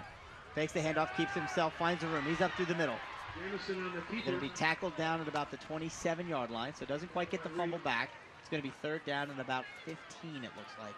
Yeah, here comes that quarterback counter. He fakes the fullback, follows his pulling guard around, and just uses him as a lead blocker. Just gives a little seam. Nice play taken down by Davis and Williams. Let's see here. I think Coach Hain needs to run the ball right up the middle on this play. I don't know why you don't. Either that or a counter. I mean, you're not going to go wide. That doesn't make any sense. 2 receivers split wide to the left. No receivers up top. Jemison takes it, drops back, fakes the handoff. He looks to pass. He throws it back on a wheel route. It is caught by number 8, but then immediately taken down by Jeff Christian. No, that ball was incomplete. Incomplete. Yeah, he knocked it out. Yep, good play by Jeff Christian. Big hit by Christian. He hangs a wide receiver up the air. Christian, man on the spot as he hits the ground. Good to see the Lakota receiver get up, but that'll bring up 4th down on a big hit. And it looks like they're leaving their offense out there. And if you don't have the field goal kicker for this long field goal in high school, you got no option but to go for it here on 3rd and 15. Colerain anticipating a passing play here is going to sub some of the defensive linemen out, go a little bit quicker up front, bringing E.J. Harrell along with So it is all tied at 21 here. 4th down and 15. Lakota East going for it. Jemison takes the ball, all over pursuit by 2 Cardinals. He's got a chance to throw it and complete a pass, and he does. It's caught by number 4 and into the end zone. Touchdown, Lakota East. Unbelievable. Makes a play where there wasn't one. He sprints to the outside. Christian this time tries to undercut the receiver and takes his line of pursuit in front, trying to go for the ball instead of the man. And on 4th down, you've just got to protect. He's looking for interception, but gets caught with the wide receiver behind him. Trying to see here. Jensen only had coming into this game 1 passing touchdown on the year. I believe that'll be his 2nd. And it puts Lakota East up 27-21 with 6:30 to go. Extra point pending. It is up and it is good. So with a 28-21 lead, the Cardinals get bit on the turnover and now trail Lakota East by a touchdown. Yeah, they had him where they wanted to, got him in 4th down. We saw Jamison had a lot of pressure up front, rolls out to the right, sees his receiver, but you cannot let a man in deep behind you.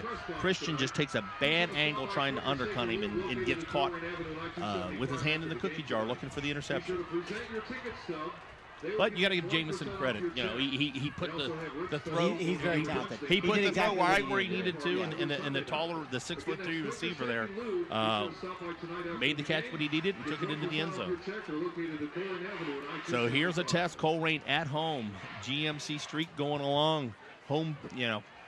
Yeah, got to answer back. There's still a lot of time. I mean, they've shown a propensity to score very quickly, but down 28-21 with 6:30 left in this third quarter. And that's two big plays there by Unser Ballman. We talked about that they don't throw the ball often, but the receiver, number 4, Unser Ballman, has had the big deep pass earlier, and now here making a great catch and run down the sideline. Well, a 6'3", 195-pound senior, certainly there for his junior quarterback when he needed him to be. Took that ball turn and had a beeline right to the end zone. So the Cardinals find themselves down for the first time tonight.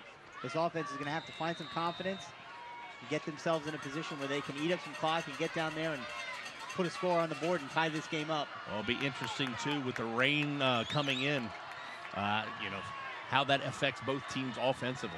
Yeah, I think it seems to me like it's already kind of misting out there. We'll see. There's the kickoff from the 40. It is short and returnable, taken at the 7-yard line, up to the 15, the 20, the 25. There's one blocker, taken down at about the 30-yard line again, still on his feet. Good special teams return and coverage on both squads. I'll tell you what, consistency from this kicker. They're pretty much kicking it to the same side and limiting Colerain's return to just one side of the field and really kind of forcing where they want him to return it to. A good job limits Colerain, but he does get it to the 30. So Deshaunte Jones looking to answer back after the turnover, the last possession. Colerain down 28-21 with 6:21 left in the third quarter. Quick update, 4th time in the night, Jeremy Larkin makes it 34-9. He's got him wide open. Passes it deep down the field. It is caught. Spencer Henn, the senior, still on his feet. He's going to get all the way into the end zone. A 70-yard touchdown pass from Deshaunte Jones to the senior. Spencer Henn, touchdown, Cardinals. How do you answer back? All he does is catch touchdown. Spencer Henn, 2 catches on the year. 2 touchdowns on the year. Shows his wheels and athleticism. Spencer Henn, 70 yards, gets behind the defense.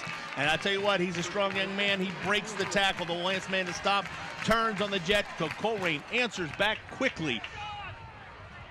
Danevsky with the kick, and Henn's got to settle down. He's their holder right here. You could have put $1,000 down, and I never would have said Spencer Henn would catch it. 70 yards? 70 yards ensuing play. So the kick is up, but there are flags on the play. False start. I never would have guessed Spencer Henn to go 70.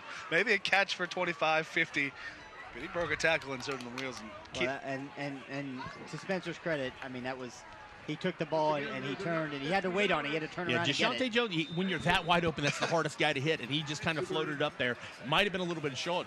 And with the wind kicking tackle, up. Honestly, it was not a very good tackle. Now Henn has to calm down and catch this extra point. And he does, and it is up, and it is good. So despite the 5-yard penalty, Spencer Henn, the senior wide receiver / backup quarterback, comes in and gives this offense the jolt they need. I'm sure the defense would have liked a little bit more time to rest on the sideline, but unfortunately with this big play offense, you don't always get that. So with 6:11 to go here in the third quarter, the rain has started to fall, as have the touchdowns. We're now tied 28-28. Don't go anywhere. This game is an unbelievable one, and it's going to be decided late in the fourth quarter. I have a feeling. Some quick updates. Northwest falls to Talawanda 20-7. I was trying to say earlier, Jeremy Larkin, 4th touchdown, makes it 34-9. LaSalle over Moeller as that game is winding down. Elder, in their first possession of overtime, has kicked a field goal. St. X is going to try to answer here. It's now 41-7. Mason over Oak Hills. That game was delayed slightly for some extracurricular activities by both teams. We'll say that. So the wind has kicked up. Danevsky will be kicking with the wind at his back. Just a slight misting rain right now. Yeah, enjoy the mist now because it's coming. It's going to get ugly.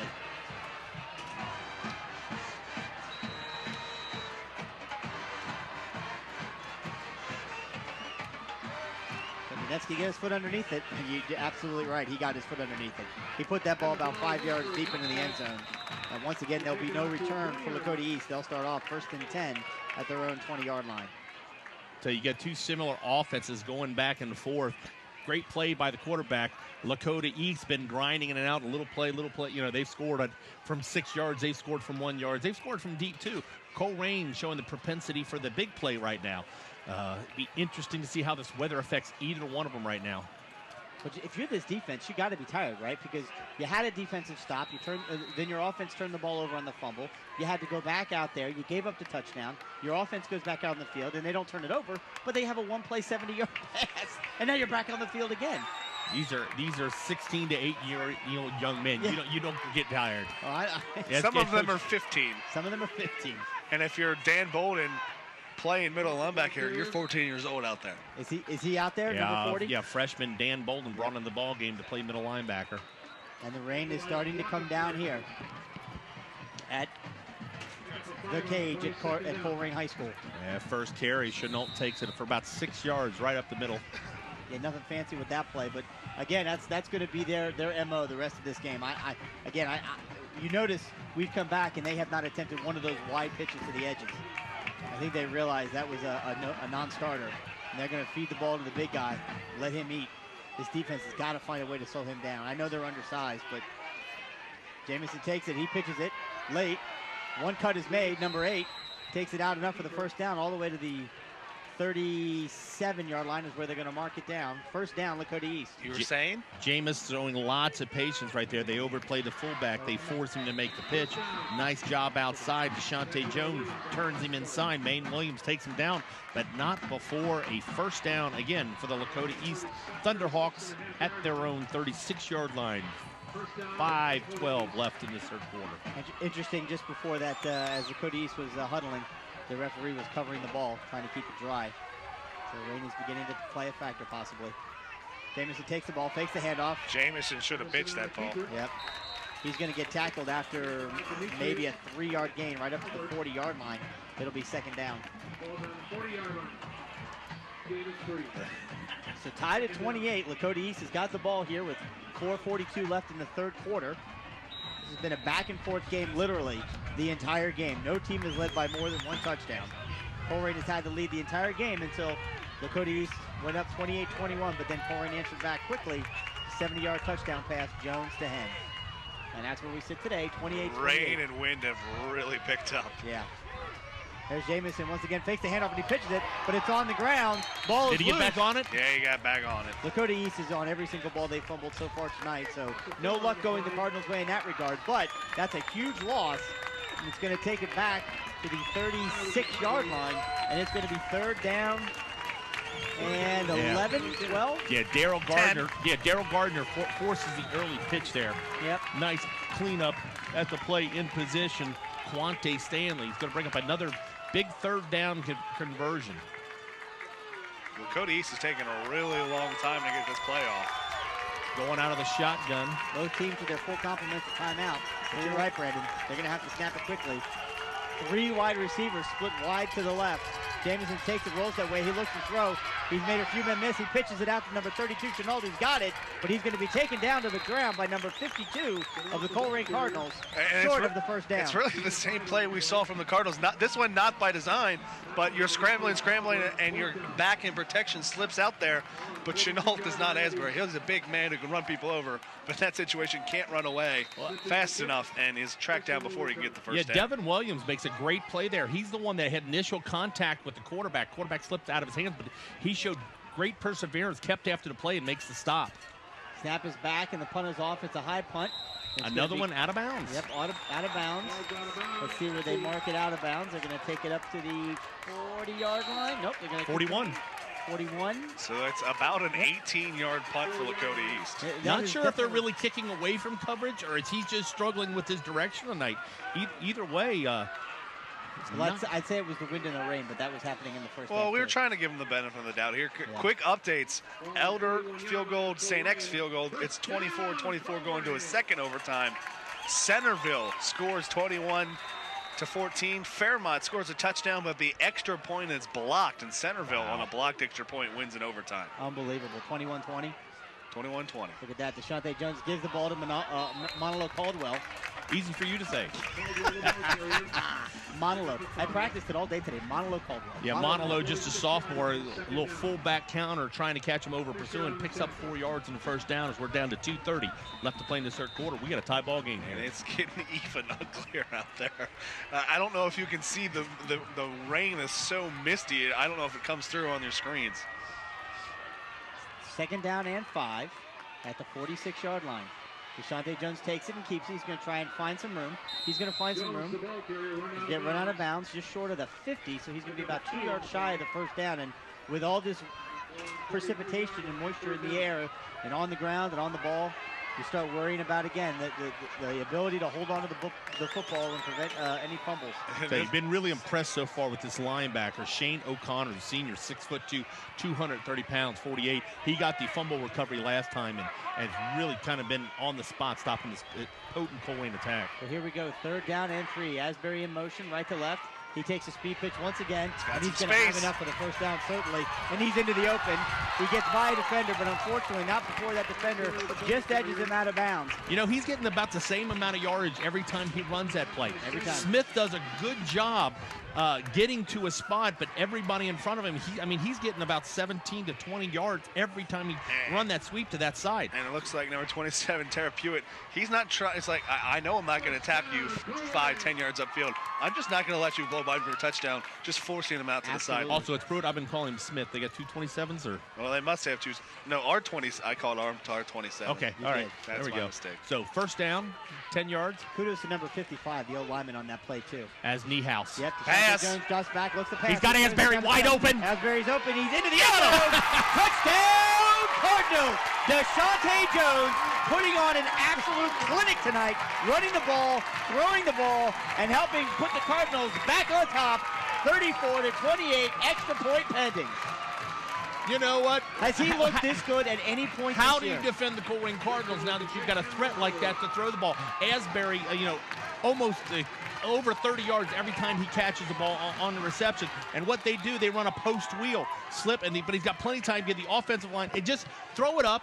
Let your receivers catch it. He just got a nice deep ball. And it's basically the same play Hen broke for a touchdown before. Yep. It's just they guard Hen this time. They go to Asbury as the extra point is up. And good. Dineski 5 for 5 on his extra point attempts tonight, and also putting the ball into the end zone. The Cardinals, with 14 unanswered points, have regained the lead, 35 to 28. I know there's a lot of interesting scores going on in the city. This has got to be the best game, pound for pound, of any and game. we still got more than a quarter left to play. I know. But Deshaunte Jones, 3 rushing touchdowns, 2 passing touchdowns, and it's only through 3 quarters. I'll tell you what, Jordan Asbury, he keeps up this pace. Doug Monahan might have to take a check at his records. How about that, huh? How about that? How many yards are we up to? Do we have a count from our fantastic stat guys? Let's get that, Brandon. How many yards so far? 109 passing. No, that doesn't include that last play. No, it does. Does it? Okay. That's it? He had 70 on 1 pass to Hen. Yeah, but he's only hit 3 receptions. The other one he had. Come on. He had a 6-yard. Don't pass. Don't doubt the stats, earlier. guys. They know what they're talking about. That's only 3 receptions. I'm not doubting them. I'm doubting you. I'm just the conveyor of the message. Don't kill the messenger. 35-28. Colerain up. 2:05 left to go in the third quarter. Both teams with their full complements of timeout. The rain and wind has arrived. So Dineski will have the rain and wind at his back. Gets his foot underneath. Oh, my goodness Boom. gracious. If he kicked that any harder, it would have gone actually through the big yellow H at the end. At the back of the And now, it's been raining steadily now, and you can see right around midfield the water is starting to collect on the playing surface. Yep. Well, I think the fielding surface is slicker when it initially starts raining. Yep. Not when you've got puddles. It's that initial moisture that gets on there until you get that knocked off. And Brandon, playing center, how does that affect the exchange at all? Because I know if a ball is brand new, doesn't it have kind of a film on it? Well, here's the thing that there's no rule against centers wearing stickum. So that's really what the center does. There's this material that makes your hands stay dry and keep the ball attached. So wicks away moisture, basically. So Jemison again under center, takes the ball, fakes the handoff, keeps himself, looks for some room to run. He's going to get tackled after about a 3-yard pickup. Good play by the Colerain defense to shut that down. And Colerain makes a shift on the defensive line, overplays the fullback, but another good read. Good pursuit, turns him back inside. The ball taken down by Quante Stanley. And I'll tell you what, it's something they've been doing all night, just throwing guys on one side of the formation. They switching linebackers and linemen. Every single play, the outside linebackers trying to stunt, trying to get at least a look in the eyes of maybe a defender, maybe where they would switch their block. Trying to confuse the defensive line because they'll set up and look at the big splits between the tackle and the nose guard, but then they shift after the play is called. Yep, handoff once again to Chenault, and he's tackled immediately at the line of scrimmage by Kyle Bolden, but moves forward and picked up another 3 yards on the play. It'll be third down. I'll tell you what, right there, Chenault, big running back, powerful running back, falls forward on Kyle Bolden. Kyle Bolden's a sophomore. In 2 years, it's going the other way. He's falling backwards, but either way, Bolden's there to make the play and set up this third down. That's right, Kyle Bolden, only a sophomore. So, making the play on the big fullback. Yep, it's third down and long 3. Under a minute to go here in the third quarter. There's a blitz forthcoming. Kyle Bolden. Oh, they hit. I'll tell you what, Chenault is a load. Daryl guard against him. They brought everybody that time, and he just runs right through him. And that's a great read by Jamison. That blitz came A gap, and it's not his fault. Did he go the other gap? He gave it. Well, it's also misfortune. The blitz went to the A gap. It's in veer 45 inside veer, so it's not in that gap. So it's one over. Gotcha. But he'll get the first down. Yeah, Kyle just missed it. He got through the line, and all of a sudden he turned his head like, whoops. Well, that's the chess match. You know, one coach is going to blitz one way, and you're going to run in a different hole. If you guess right, you're a genius. If you guess wrong, they get the first down. So it is first down, Lakota East. Once again, the handoff is to Chenault. He's hitting the backfield. Not that stopped him, because he's still moving. He's up past the 35, all the way to the 37-yard line. And that's the fullback counter Colerain just ran on the previous drive there. You go get everyone going one way, bring the fullback coming back the other. That's going to be the last play of the third quarter as time winds down. Lakota East with the ball, looking to drive 80 yards and tie this game up, but currently trail 35-28 to the Colerain Cardinals. We'll get some stats to you as we are now 3 quarters into a very good GMC contest. Again, thank you for listening on wearecolerain.com. You picked a great night to stay at home and be out of the rain and listen to us live. The replay schedule for this game for Waycross Community Media is up on our website. It's on our Facebook page, and you can see this. We don't have a copy of it here in front of us, but look for this game in video. Our video will be available about an hour after the game. So, and thanks to all the volunteers right now at Waycross Community Media. If you want to help in a future production and sit out in the rain like these guys are doing tonight, thanks again, guys. You guys are troopers. 513-825-2422 and taking shots of themselves. They also pointed out that last year at Lakota East was a rain game. Absolutely. Nothing like last year's rain. Look at these guys. And they're all volunteers, folks. They're not getting paid a dime to do this. So second down and 3, ball at the 38-yard line, Lakota East.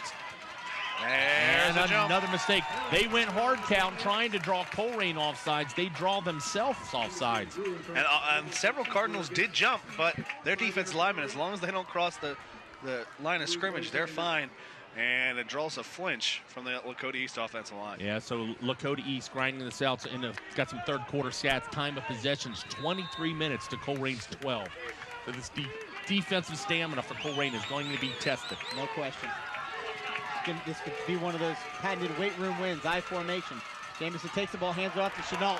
Great tackle. Excellent play by the freshman. That's Dan Bolden come flying up there, athletic director's son. And you look at this young man, number 40, as a freshman, over 200 pounds, 6 foot taller.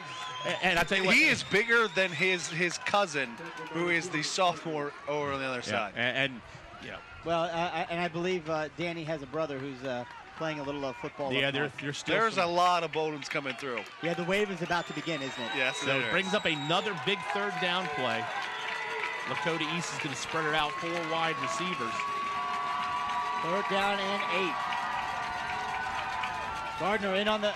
Gardner comes in and What a great move by Daryl Gardner. Came in on the side blitz, forced a play on the inside by Chenault, and the defense was there to make the stop. It'll be 4th down. And I know, if you're Jamison, you don't want to risk pitches, especially the way it's coming down right now. But there was no one to defend the pitch man on that if he get it over. Well, yeah, Gardner turns him inside, and good push by Demetrius Colbert had the offensive tackle back in the backfield. So they're going to be punting again. Christian back, and this ball bounces. They're going to go rugby-style kick, and this is his best kick of the night, but it's going to give Christian a little bit of room. He fumbles it initially looking for it, trying to get outside. Just go down, just go down, just go down, just go down. Jeff's going the wrong way. He picked it up and ran backwards. Here's the thing. The normal punt returner is Amir Reep. Yeah, Amir Reep is out, but he got yelled at last week for doing that exact same thing and would know not to do that. Christian's going to get a little talking to for doing that. Well, you got to admire the man's moxie. You know, a fearless back there. That's what you've got to have, that confidence that you can do it. But when he fumbled the initial catch, he knows that it gives pursuit a little bit more time. It's just almost going to lay on that ball, take it right there. But no harm, no foul. Colerain's going to take over at their own, that's like, what, 14-yard line. Do we have a score update, Brandon? Quick update. St. X 32, Elder 24 in overtime. Elder couldn't get in, so St. X wins in double overtime. Wow, that's a big win for X. They need that. No call in the GCL this year. Deshaunte Jones under center. Takes the ball, fakes the handoff. Where'd he go? Keep it himself, and he's going to be tackled for a loss on that play. Well defended by Lakota East. They were all over it. Yeah, it looks like they tried that quarterback counter again. Lakota East was waiting for it. Colerain looks like they're going to try to hurry up and do a little no huddle. He pulls it back, tries to follow the fullback, but blown up. They are running right into the face of the wind and the rain.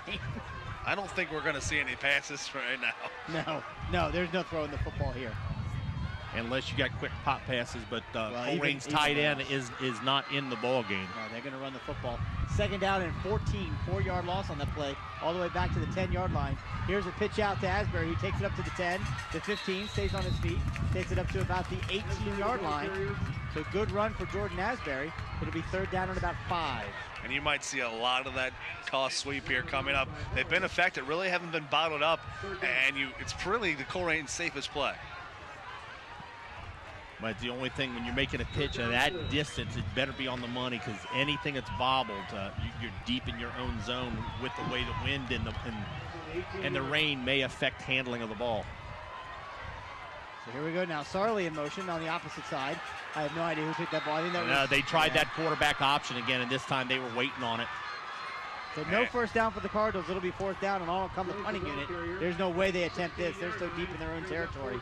This will be a very difficult punt for Christian Nevsky. He's going directly into this heavy wind and heavy rain. I imagine he's going to try and, kick it low, right? Get it underneath. Well, you want to take the snap and you want to kick it. Yeah. Just get it off. Is that the direction, Brian? You just get it off. Don't worry about kicking it higher. As long as it doesn't go backwards, you're fine. That's a great point. He's standing on his 2-yard line. It's a clean kick and a great catch. Danetsky's got it, and he kicks it low. Look at that ball just die in the air. It bounces at the 40-yard line, and Colerain stops it down at the 37. So it'll be 1st down for Lakota East at the 37-yard line of the Cardinals, trailing 35-28. And right now, if you're Lakota East, it's a weapon right now. You have the play of field. You're going to have the wind on a long possible field goal. If you need it, you're going to basically win field position here, because the punting game is going to be heavily affected, as we saw on that play. Yeah, and they're already beyond punting territory. So if the Cardinals hold them to a 4th down, you can fully expect they'll be going for it. Welcome to fall weather. So we're at 9:03 left in this ball game. Colerain 35-28. Lakota East with the ball in Colerain territory. 1st down at the 36-yard line. Takes the ball, fakes the handoff to Chenault, pitches it out to 22. He's got it. He gets up to the 30-yard line. Good pursuit by the Cardinals, but not until at least 8 yards are picked up on that play. It'll be 2nd down and 2.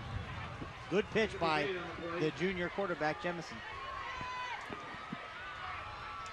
You give him 8 yards on the carry. 37-yard line. Again, TJ Jemison and Deshaunte Jones really both putting on a clinic tonight, doing a great job running their respective offenses. Jemison takes the ball, hands off to Chenault. The whole idea there, get 2 yards and a 1st down, and I think he just got that. Yeah, it's going to be close depending on the spot. He needed to about the 27, and that's about where they're going to spot it. We'll see if we get any type of measurement. no, they're going to mark him short. Wow. So third Yeah, down. from this angle, yeah, he's right on it. This will be 2-down territory pretty much regardless, though. Oh, sure, yeah. We find it very hard to believe we're not going to see the exact same play. I'd almost run a quarterback sneak here, too. Well, that's possible. Jemison takes the ball, hands off to Chenault. He gets through the middle. He's still on his feet, gets all the way down to the 20-yard line. It'll be first down and 10 for Lakota East with 7:54 left to go in the game, trailing 7 to the Colerain Cardinals. Do not go anywhere. Well, you know, if they look to tie it up here, Colerain now has the elements to deal with on offense. And special teams, because more than likely with that wind, you could put the kick through the end zone and still pin the Cardinals deep. Well, and if you're going to try for a field goal, you're probably going to have to be, you know, as big as Dineski's leg is, you have to be 20 yards closer because it is a gale winds out there. Jemison takes it, fakes the handoff, keeps himself, runs around end. He's headed towards the end zone, but he was tackled nicely, but not until after he picked up again another call it 8 yards on the play. Running the option is all about decision making. He plays off of Gardner the outside, gets it. Keontae Jones, nice tackle right there, but another good decision by the Lakota East quarterback. And I tell you what, they've had possession almost this entire half. Colerain scored both of theirs real quickly. Defensive line has got to be getting worn Look down. at this weather, unbelievable. The rain is coming down diagonally, folks. This is not pretty. And a little substitution snafu for Lakota East here. It'll be a timeout for the Thunderhawks. Just what they want to do. You know, Stand on the sideline more. They've done that a couple times, broken the huddle and running a guy off field and running a guy in. This time they. I don't particularly know the rule on that one, Brandon. Do you? No, you can't break the huddle and then make a substitution. They have a couple times tonight. This time that they call timeout on themselves. So that's where we stand. 6:57 left in this ball game. Colerain up 35-28. Lakota East, second down. Let's call it 4 yards at the 15. Can I make a crazy suggestion? Let him score. No. Not the way. No, it's not the way your offense. What your offense has to run into. As well as they played, they haven't played well in this.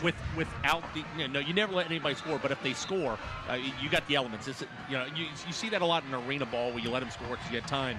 But you've got to go the distance of the field against the wind, against the rain, and it kind of takes the pass out of the ball game. Oh, it completely takes the pass out of the ball game. There'll be absolutely no passing at all. Oh, tackled in the backfield, but handed off to Chenault. Great defensive play. He's only going to pick up about 1 yard. It was a handoff from the quarterback to Chenault.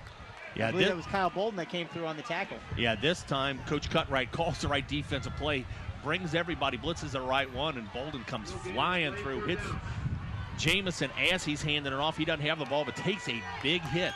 No gain on the play. Maybe a half yard. Third down and 3. Clock continues to run. It's third down and 2 on the scoreboard. This is a huge third down. No doubt if they don't get it, they'll go for it. But you'd love to be able to stop them here on third down and give yourself the chance to flip the possession. He's checking the play at the line. Emerson takes it, fakes the handoff, keeps himself, decides to step through, leans forward, goes across the 10. He's going to pick up plenty for the first down. And the advantages of being 6'3" is you can fall forward and reach the ball out for the first down. Yeah, he pulls the ball out of the fullback's belly, fouls himself, and then just extends the ball. Did you say he followed himself? Followed himself. He's that fast. Kind of like drawing yourself off sides? Exactly. Huh?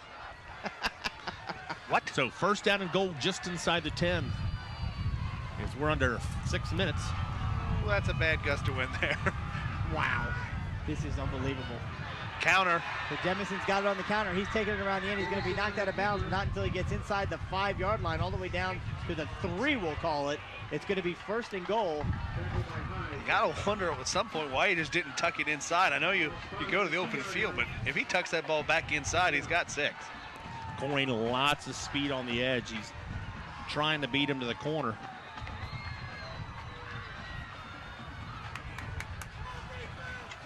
So this ball's all the way down to the 2-yard line. Yep, second and 2 is where they mark it. Again, hard to believe anyone other than number 32, Mr. Chenault, is going to get this ball, but Jemison certainly called his own number a few times tonight. We'll see. Got to stop them both. He takes the ball, hands it off to Chenault, and there he goes into the end zone. Touchdown, Lakota East. So Lakota East, an extra point away methodically works the ball down the field. Their quarterback making plays. This time he feeds the big fullback, Chenault.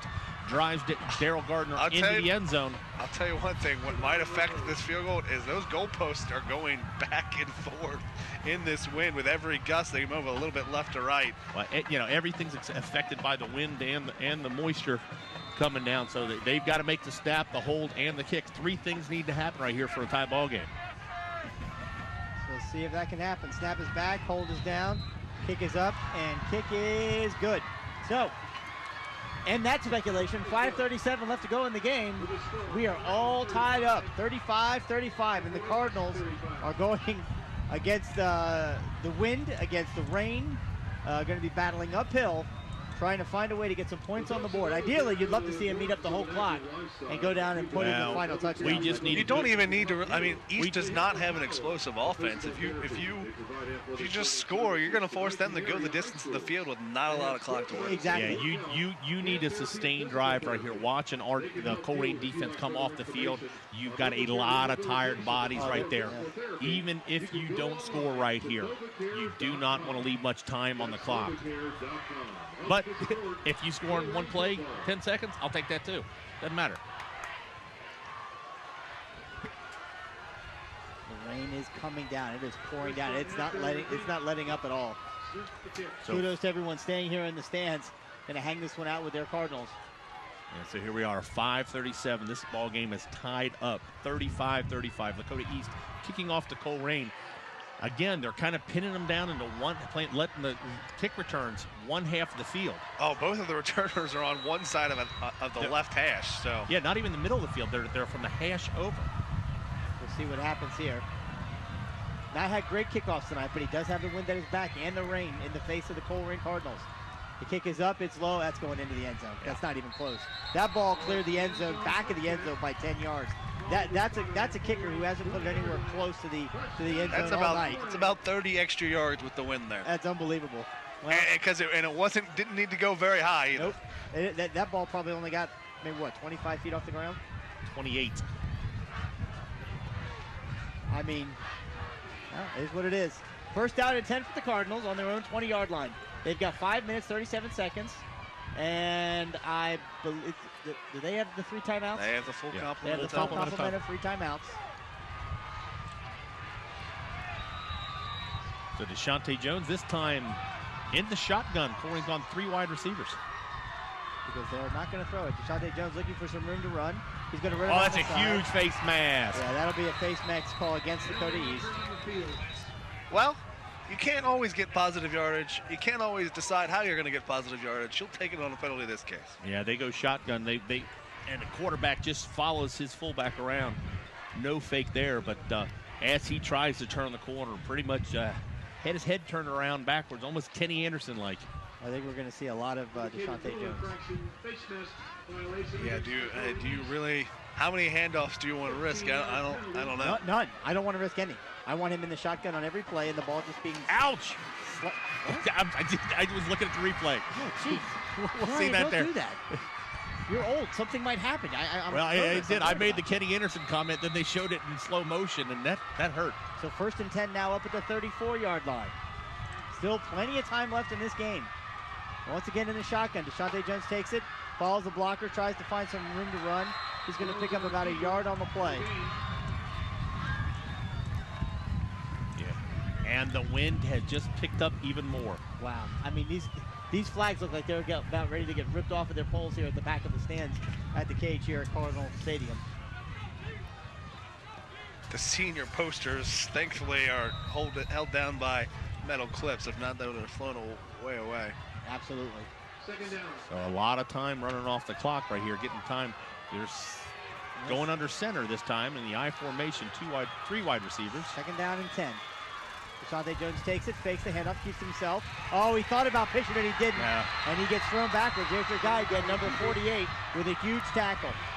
Yeah, he forced them inside. There was really, Shane O'Connor again, the senior, making a big play. A loss of about 4 yards, going to bring up a long 3rd down. I thought he had the pitch. Yeah, but you know what? Sometimes you just make a decision. Yep. And you got to live with it. He didn't try to dance around. He didn't try to pitch it after he decided not to pitch it. This is beginning to have a very ominous feel to it. 3rd down and 14 now. Back at the 30-yard line. 4 minutes to go left in the game. Tied at 35. How about a quick little bubble outside here to Asbury? Something that gets him in space. Asbury in motion. Deshaunte Jones takes it. He pitches it to Asbury. Asbury's got it. He's up on his feet. He's running. He's going to be short of the 1st down. He's going to pick up good yardage, but he's going to be a good solid 3 yards But it's still shy. 10 yards that you just saved Christian Ineski. It's not enough for the 1st down, but it is a big gain just because every no chance they don't. But with the clock running here, yeah, I mean, I think you're down to for it, 3:30 left. You got 4th down and 3 yards, and Coach Bolden is known to take chances. He would rather have his offense out there and put the ball into Deshaunte Jones' hands, see if he can make another play. Well, they're going for it. I don't disagree with We the might play see a call timeout here too. Big play here. Big play. Oh, this is huge. 4th down and 2 at the 42-yard line of the Cardinals. They've got to get this. Deshaunte Jones takes it, cuts, lowers his head, moves forward. He's going to be short of the 1st down. He is going to be short of the 1st down. He made the decision and turned it up, but he looks like he's going to be half of the football. It all depends on the spot, and he's not close. Yeah. So Lakota East stops Colerain on 4th down. They will take over on Colerain's side of the field. Colerain players want a measurement. Lakota East is celebrating like they have it, but Colerain thinks that they've got the 1st down. Tom Bolden standing out on the field, just trying to get an idea of where they put the ball. I'm in a bad position. I don't think he's close, but we're at an angle here. But it all depends on did the chain guys. This is the most inexact science there is for the most important thing there is. You got a couple volunteers, unpaid, who trying to stand in the wind while this happens. I think it's going to be 1st down East, but boy, I would love to be wrong. Yeah, he's about a. Yeah, I mean, he's it's about a half a yard shy. You called it, Brian, a minute ago. You said it's about a half yard. So at least that's where they marked it. So Lakota East is going to take over with 2 timeouts and 2 minutes and 51 seconds left to go. The wind and rain at their back, and the Colerain defense is going to be asked to do something they haven't been able to do. Tom Bolden is imploring Deshaunte Jones on the sideline. Well, you give the young man a credit. He saw a seam. They wanted the ball in his hands. If he saw the play, trying to make the play, give him credit for that. So you can't let all Lakota East takes over at the Colerain 43-yard line. You don't want to let all the 2:50 left. All complement of all their timeouts. There we go. So Jemison takes it, passes it in the backfield. I could have swore that ball was knocked loose, but it wasn't. They were able to hold on to it, and they tackled Lakota East on a stretch play. Yeah, no gain on the play. Colerain's defense got a little bit of breather there, and they blow up the fullback, they blow up the quarterback, they blow up the pitch man. They retain possession, holding on to the ball, no gains, 2nd down. 2nd down and 10. Under 2:30 left to go in the game. Tied at 35. Lakota East trying to get at least a field goal position. Jemison takes it, looks to hand off, hangs around the backfield. That's just not a good decision. The Cardinal defense is there, and he is swarmed under by a host of Colerain Got a penalty Cardinals. marker down too. Yeah, they get a little excessive celebration there, Colerain. No, it was thrown during the play. Yeah, it looked like they were trying to come back with that quarterback counter. Demetrius. 5-yard face mask on. It's just a 5-yarder. They tried that quarterback counter again. Demetrius Colbert kind of blows up the tackle a little bit, gets him no round, and kind of a. Should be 2nd down. Look by the replay, that might have just been the jersey under the chin. It was but it's hard to take. So they replayed that. Exactly. So they're going to replay the down. So now it's because of the penalty, it's going to be 2nd down and 5 at the 38-yard line. We'll call it. I formation exclusively here in the 2nd half. Jamison takes the ball, hands it off, met in the backfield and taken down. No gain on the play. And that's the freshman, Dan Bolden, with the big tackle. Freshman making his presence known. Talked to Coach Bolden last week after the Lakota West game about having the freshman on the field. And, he talked about, with the injuries and kind of the thinness in the defense. He'd earned his way up coming up from the freshman team. But a lot to be expected on a freshman being asked to tackle a senior, especially one with Chenault's pedigree. So 3rd down and a long 5. We're down to 1:30 left to play. Gotta think it's 2 down territory. And they're going to burn a timeout here. Yeah, it's a good timeout for Lakota East. So all tied at 35 with 126 left to go in the game. You know, they do have a field goal kicker. His kicks really haven't come that high, but he's got the leg strength and the wind behind him right now. So they probably only need about 10 more yards to get in his range. They didn't go for it from 28. I don't think. Even if you have that wind behind your back, you don't know what direction that wind is blowing. You make it. Yeah. Well, I mean, it depends, right? I mean, if there's they at least got to get a first down. So we know on these two next plays, if they don't get it on this one, they're going for it on fourth down. They won't kick it from this spot. But after that first down, it looks like we might have a substitution in the ball game. Is that number 65? That's Desmond Noel, the big junior offensive lineman who is coming back from a knee injury. He's got to get his first time in, coming into defensive line. Well, they want some going a little beef up front. And here comes 52 in as well. Oh, no. Nope. Comes in off the field. But Jamison's got it. Oh, he fumbled it. He fumbled it up. He picked it up. They're going to say he was down when he picked the ball up. Yep, so he's going to, that's a loss. And that's a 2 yards on the play. That's huge. He mishandled the snap, and it went down. I don't know if his knee was down when he picked up the ball. His knee was down when he picked up the ball was the ruling, but I don't even know. He acted like he wasn't ready for the snap. Everyone else went. He sort of looked up to maybe check the line of scrimmage. So a big. We'll see if we can get the replay here on Waycross because I didn't see his knee go down. Don't have it on that one, but Colerain is now going to call a timeout to stop the clock on fourth down. We're under a minute to go in the game. And because it looked like Coach Haynes from Lakota East was bringing out his punt unit with the ball at the 41-yard line, 57.9 seconds left. Looks like the rain has let up slightly. It's a much smaller rain. It still looks like it by the rain. It's just not as windy as it was, maybe. No, yeah, you can see here looking at the flags. They're not completely completely horizontal like they were before. Again, thank you so much for tuning into WeAreColerain.com's presentation, live presentation of Colerain Cardinal football. This has been everything we thought it would be and more. These two teams tied atop the GMC, undefeated at 2-0 in conference. The Colerain Cardinals, it's someone I should know this, and I apologize I don't, but have not lost a home conference game since 1999. Lakota West. So here we are. The punting unit is in, but this isn't a great area for a fake. And the Cardinals have no one deep. Haven't lost a GMC game in 6 years. Snap is back. Punt is up. Kind of shanks it a little bit. Yep. Get away, get away, get away. Gets a nice bounce. The ball's going to go out. They're going to mark it at the 6-yard line. This game has got overtime written all over it. 50.9 seconds This game has to go. a 94-yard Deshaunte Jones touchdown run written all over it. I don't know what you're talking about. I love the positiveness. I really, truly do. I just wanted to be over because it's getting really cold. Yeah, the wind's really blowing in here. Look at you. You're sitting here with the jacket out of the rain. Oh, it's getting a little chilly. You guys aren't sitting right in front of the window, all right? Yes, that's true. We're not. I'm trying to figure out how to turn this heater off. I'm burning up over here. I hate all of you. So Colerain takes over. 50 seconds left on their own 6-yard line. Go tight formation, 2 wide receivers. This is where the juniors got Feed the fullback. Yep. Give yourself some space. Deshaunte Jones takes it, keeps himself. Cuts, tries to find some room, gets out to about the 10-yard line. Cody East isn't going to try to use a timeout here, and I think both teams are content to go to overtime. So, who gets to decide what side of the field that it's they called play a coin toss, Chris. Yeah. Well, there you go. That seems like a fair way to do it. Yeah. Do they do that in other games? They do it at the beginning of the game as well. Are you sure? Because I asked you to watch that at the beginning of the game. And you didn't watch it. I saw it. They're letting the clock run down. I think they do have to snap the ball at least one more time. Play. Or the referees can, not set the ball for play. But, either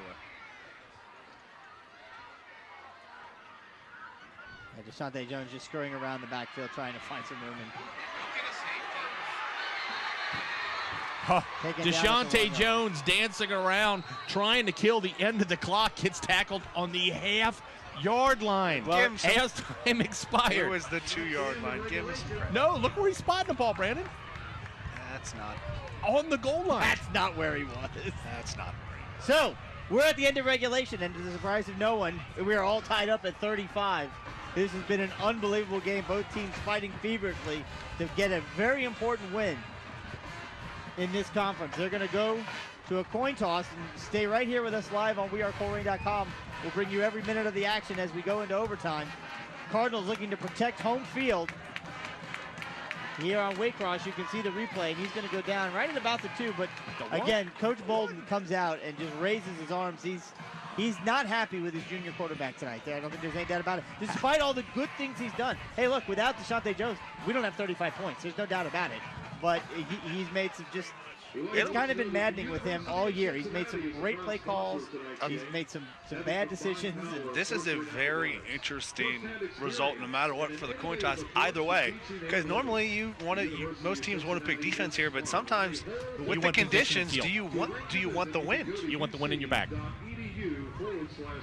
You defer possession. So Brandon, can you take a look? Have we had a chance to get any? I'm sure there are many games that have gone final. Or Mason big over Oak Hills. Oak Hills. Sycamore 28-16 over Middletown. Is that a final? Yeah. That's kind of a surprise. Lakota West really big over Hamilton. Fairfield really big over Princeton. Talawanda officially over Northwest. Harrison 55-44 over Western Brown. Wow. Another great game. Trinity trailing 28-13 to Louisville St. Xavier. Wow. It's been a long time since the St. Xavier Tigers of Louisville have beaten the Trinity Shamrocks.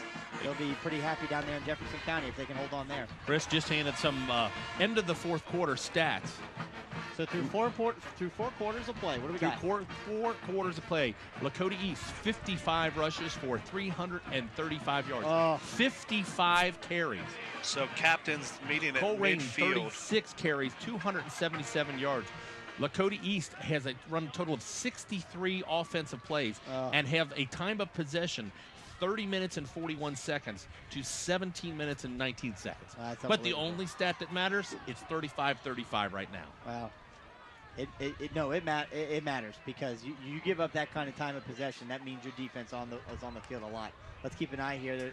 The head referee is explaining the rules. It's Grant Smith, the kicker DB for Lakota East, and Jordan Asbury for the Cardinals. Lakota East will be the ones calling the coin toss.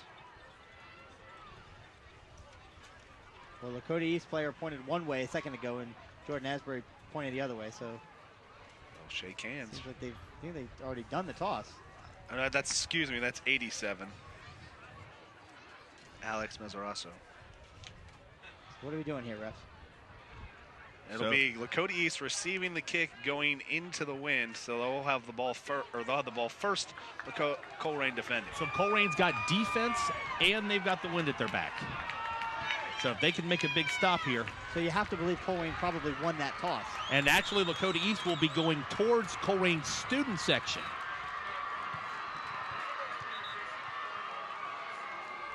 Wait, and now we've made a change here. No, what are we doing now? Don't know what they're doing. We're going down to the other side of the field. All right. So either the referee's pointed the wrong way or something wasn't explained correctly. Or maybe a couple of Colerain players just got excited and wanted to go down and get, no, because the other referee started walking that direction with the ball. Confusion abounds.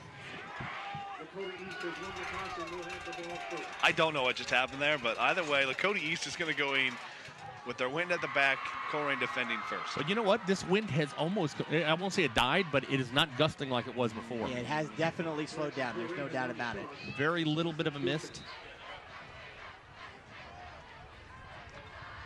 The way the Colerain Cardinals have played offensively here in this fourth quarter, well, they've got to hope their defense can find a way to make a stop. Well, they've got a weapon in Dineski, so in overtime, you rely on the defense. Well, that's what they got to do here. Jemison under center, takes the ball, fakes the handoff, keeps himself. He stays on his feet. Colerain defenders stay on him. He's going to pick up 5 yards, maybe 6 on the play. So in overtime, in high school, the opening possession starts on the 20. You do not have to go for the 2-point conversion until the third overtime. Thank you, Brandon. 2nd down and 5. Ball taken down to the 15-yard line. Yeah, teams can get a first down. Yep. Inside the 10. This is going to be the Jemison Chenault show. I mean, there's no reason to think otherwise. Knowing Coach Haynes the way we do. He takes the ball, hands it off to Chenault. He's got it. He's going to move forward inside the 10-yard line for the first down. It'll be first and goal for Lakota East. Chenault down on the ground. Lakota, no, that's not Chenault.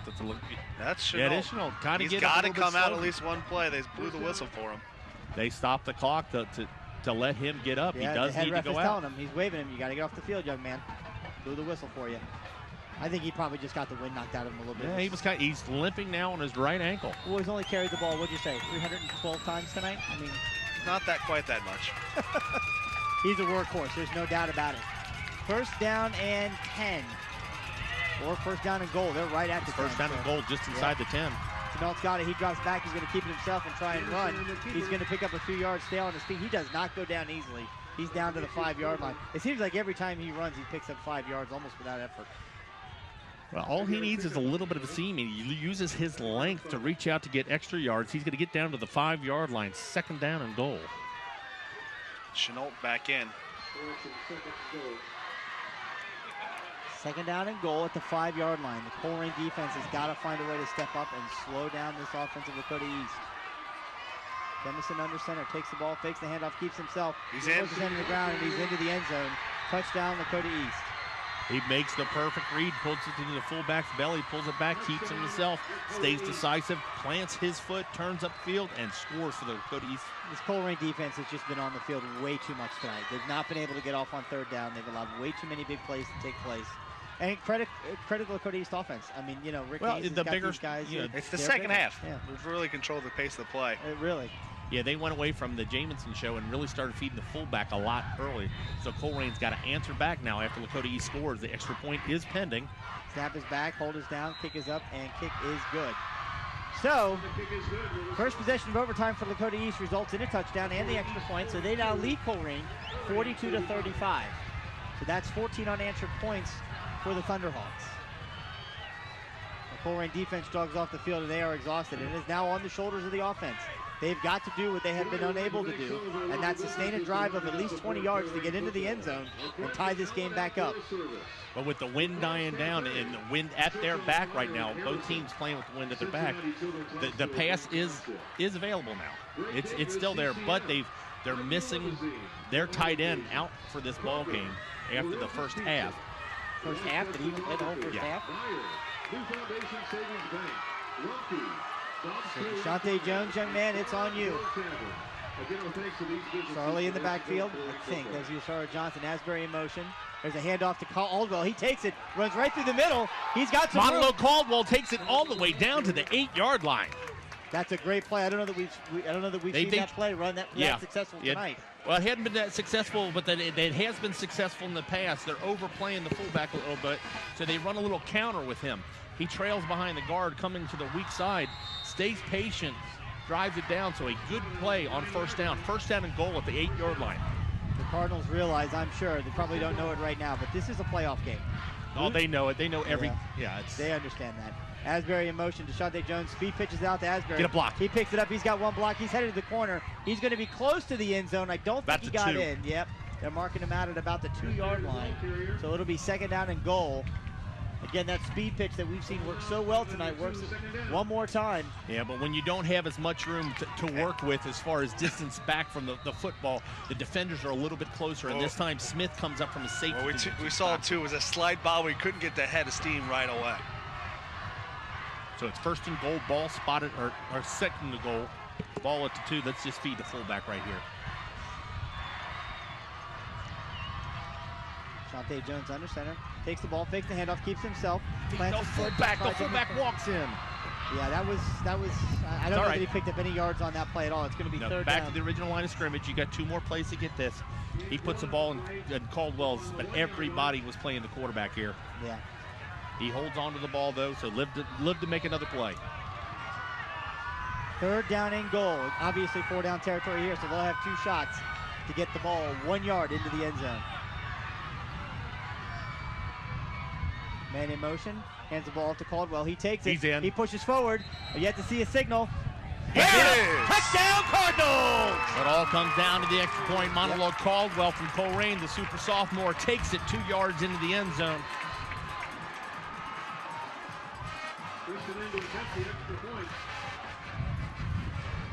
You're absolutely right.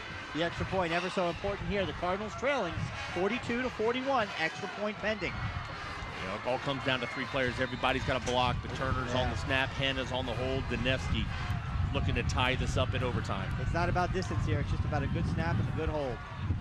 Let's see what we got here. Snap is good. Hold is good. It's down. It's up. And it is good. So we go to double overtime with the score tied at 42. Come on, defense. Step up. Well, the offense will go first, I believe. Yeah. They need to get ready. The defense could use every rest they can get. I don't think Mr. Bolden down there fully understood what was going on. I think they thought that they switched fields. Well, no, they do switch fields, but the defense doesn't go out. The offense goes right back out. Yep. Or maybe they don't switch fields. I don't know. When was the last time we were in an overtime game? When's the last time we were in? We went 4 overtimes. That was the true. last time? I believe. We went 4 overtimes on this field in the playoffs. Yeah. Oh, that was great. So they aren't switching sides of the field. They will still have the wind at their back. I think they stay at that end of the field for all the overtimes. But you're right. Same side the whole time. You keep the same side. So the Colerain offense is now back on the field after having scored the touchdown. They now flip possession. They'll have it to start off the second overtime. Once again, 1st and 10 at the 20-yard line. All tied up at 42 here in double overtime. Deshaunte Jones takes it. Got him. Passes it into the end zone. Touchdown, Deshaun Sarley. 1 play, 6 points. The Cardinals are up on top, 48-42. All he does is catch touchdowns. Spencer Hand again. Is that Spencer Hand? Spencer Hand, his 3rd catch of the year, his 3rd touchdown. I thought that was Sarley that came out of the backfield on a wheel. Now he's got to hold the ball for the extra point. So Colerain strikes again in double overtime. They go up 6. I should stop calling the receiver without looking through my binoculars. I'm looking through a window that's splattered with rain. I could have swore that was Sarley. I saw the 5. I missed the 1. Snap it back. It's good. And it's good. Christian, what can you say about the Nets? 7 of 7 on extra point attempts tonight. It has been absolutely critical. Now, the defense has got to find a way to stop Chenault. Well, that's the only here's thing. what I do. I sell out. I sell out stopping him and Jamison. I don't cover a receiver. I just stop you and say, you know what? You want to throw the ball? Be my guest. Well, it's pretty much what they've been doing. Easier said than done, but a much undersized, a much worn-out defense. 11 guys can take down 1. Yeah. Okay.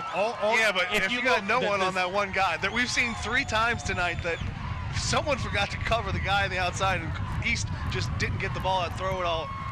But throw it if out you there look, in time. this entire second half, the safeties have almost been playing where the linebacker should play. As we say, Spencer Henn's 2nd touchdown of the evening. A nice pass, Deshaunte Jones. So we were 1st down. So 1st down and 20 now for Lakota East. Colerain defense has got to stop. Fumble! The ball's in the air. Jemison, of course, catches it, snags it right out of the air. And there's a face mask. Unbelievable. That could have gone from incredibly awesome in a turnover to game over situation. And it gets even worse for the Colerain Cardinals. That ball is fumbled, rounds right back to Jamison, and when they were going to tackle him, it's going to be a face mask against Colerain. Just the 5-yard variety. But instead of 2nd down and 10, you're looking at 1st down and 5 as that ball pops out, pops right back to him. Daryl Gardner gets there. His hand slipped there a little bit. I don't know taken down by Danny Bolden. It's going to be 2nd down and 5. Looks like they're going to mark it at the, I would think at the 15, but they don't look like they're quite that deep. Well, it's a spot foul. Yep, so it's a spot foul, so the handoff is Chenault. He takes it, turns forward. The Colerain defense collapses, and they're going to hold him short of the 1st down, but it's going to be 3rd and about 1. Yeah, he had lost 2 yards on that play. So got 5 yards from the spot play, which really gave him 3 yards. So this brings it down 2nd down and 3. Ball's going to be, 2 at the 12-yard line. The Colerain crowd, those brave souls who stayed through this weather, trying to cheer on the defense and get them excited and pumped up and find a way to slow them down. It is 2nd down and 2. Under center is Jemison, takes the ball, hands off one more time to Chenault. He's hit hard, but he might just have enough for the 1st down. He's past the 10-yard.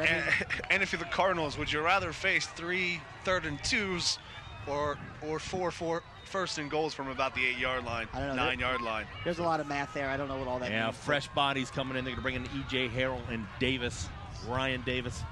Get a fresh E.J. Harrell doesn't give you much in size, but he's very quick off center, 5'7" nose guard, looking to disrupt that gap between center and guard. First and goal at the 9-yard line is Lakota East. Once again, they take the ball and hand it off to Chenault, and he tries to move forward. He's going to get caught. I think he's going to pick up maybe 2 yards on the play, trailing 49-42 in double overtime. Lakota East trying to pound it in. They're only going to give him a half yard. Yeah, only got half yard. Quante Stanley came up there, but as I said, E.J. Harrell kind of blew it up a little bit. They got to watch Jemison on this next one. And Desmond Noel, again, been out all year playing some defensive tackle, trying to get some push. Demetrius Colbert also up front. Second down and goal at the 8-yard line, trailing by 7 in double overtime. Lakota East trying to put one in and have an opportunity to tie it up. Jemison takes it, fakes the handoff, keeps himself. He's going to run ride. The Colerain Cardinals are there, and they take him down all the way back at the 9-yard line. It's going to be 3rd down and 9, so great defense by the Cardinals. Again, trying to stretch it out wide right has not been the formula for success for Lakota East tonight. They tried to change it up. Well, he was forced to there. That's the play that's been successful. The step back, quarterback goes the other way, but they stretched it, and Maine Williams did a great job on that play. So 3rd down and goal now from the 8-yard line. Obviously, 4-down situation. So Lakota East has got at least 2 more tries to get in the end zone, barring any penalties. Okay, Lakota East almost broke the huddle with 12 men. They just get them out. So they're up to the line now. Let's see what the Cardinal defense can do on 3rd down. 3rd down and goal from the 8. Pass. Jemison drops back to pass. He throws it into the end zone. It is caught 21 for a touchdown. Number 21, Lakota East, 1 point away from tying it up here in double overtime. Tight end Austin Hatfield, the 6'3" junior, skies over Daryl Gardner and makes the catch there. Yeah, they catch linebackers cheating up a little bit, sneak the tight end They're out. going for 2. They're not going for a 3rd overtime. Lakota East is going for 2 right here. Well, honestly, they're gonna call a timeout and they're gonna think about it. But if I'm Lakota East, that's the exact right call. I mean, you give the ball. Chenault and Jemison are getting 4 to 5 yards every time they run. So I mean, why do you not? You're on the road. It's double overtime. Do you really want your defense to have to go out there again? I applaud the call. Win or lose, I applaud the call. The rain is almost completely stopped at this point. The wind is now not a gust, but just a good solid breeze. So weather really not a factor at this point.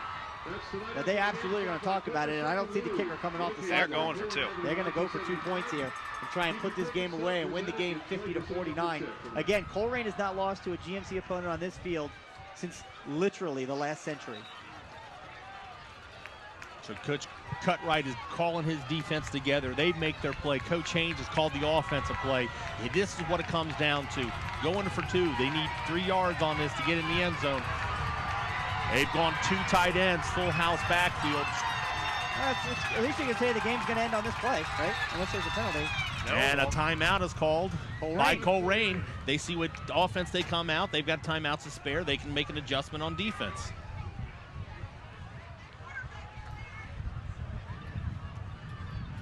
So this has been kind of an exciting game. A little bit. I was going to say you were a little premature saying this is the most exciting game of the night because Elder was saying excellent to double overtime. I think we might be right there. That's a huge win for St. X, by the way. They needed that. So it'd be interesting how many of them have tuned in. They're with their 7 o'clock start. They're probably at home already by now. Oh, goodness gracious. They're home. They're done. They're probably watching the highlights on Fox 19, I would presume. This game's still going on. We may be one of the last games in the city to get going, although there may have been others that maybe were delayed because of rain. Don't know, but we thank you for sticking and hanging on here. Colerain leads 49-48. This is a 2-point conversion attempt in double overtime by Lakota East. If they get to 3 yards, they win by a point. The snap is back. Jemison takes it. He's short! Cardinals win! Cardinals win! The Colerain Cardinals, taking history at their back, have stopped Lakota East and will win the ball game 49-48. And their home winning streak continues. E.J. Harrell with the big play, the senior, makes the tackle. The Colerain Cardinals rush to the other end of the field to enjoy this victory, this celebration with their students, their fellow students. What an unbelievable game by the Colerain Cardinals. That's the smallest defensive lineman on Colerain. Check makes out the biggest play. right here on Waycross. Pursuit there. Nice that they turn him inside. No, that is Maine Williams with the Maine Williams, senior. Either way, it was a senior. It's a team tackle. Your captain right there. He pulls the belly. Jamison does. Pulls it out of Chenault's belly. Keeps it himself. Denied. Colerain streak is on. The Colerain Cardinals now, the football team returning back to the 50 to shake hands for a game very well played against Lakota East. The Colerain student section retreating the other way. They'll wait their turn to enjoy this victory with their teammates on the football team. I know one thing. Wow. We can say about this game. Lakota East, in years in the past, that other GMC school that made the playoffs, teams wanted to play. But that Lakota East team is every bit. They're not quite as fast, but they're what we don't have. We don't have those big guys, the guys that can pound you, guys that can line up sometimes with those GCL teams. This Lakota East team is going to be a tough out. But tonight, the Cardinals are celebrating, and they're on the road to another GMC championship. Yeah, we watch this replay. Quante Stanley makes the hit on the fullback. He pulls it back, and that was Maine Williams on the stop. Another big loss. A loss of down there, and it is a Colerain victory. So, thanks to everybody from Waycross Community TV. If you love be part of something like this in the future, remember 513-825. It's right there. Thank you to Tori Sorority, and especially all the cameramen and guys in the truck, in the weather, doing anything. Absolutely. Thanks to all the fans in the stands, our student section. So for Chris Hemoditis, for Brian Wyatt, for Brandon Wyatt, everybody here at wearecolerain.com, this has been Colerain Football.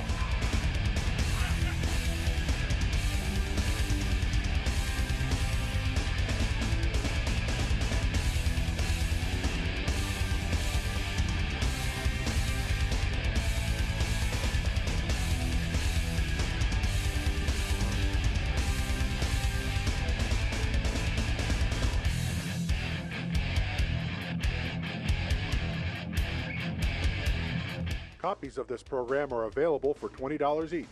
Send program title along with your address and check or money order to Waycross Community Media. Attention Dub Coordinator, 2086 Waycross Road, Forest Park, Ohio 45240. Or buy securely on the web at www.waycross.tv.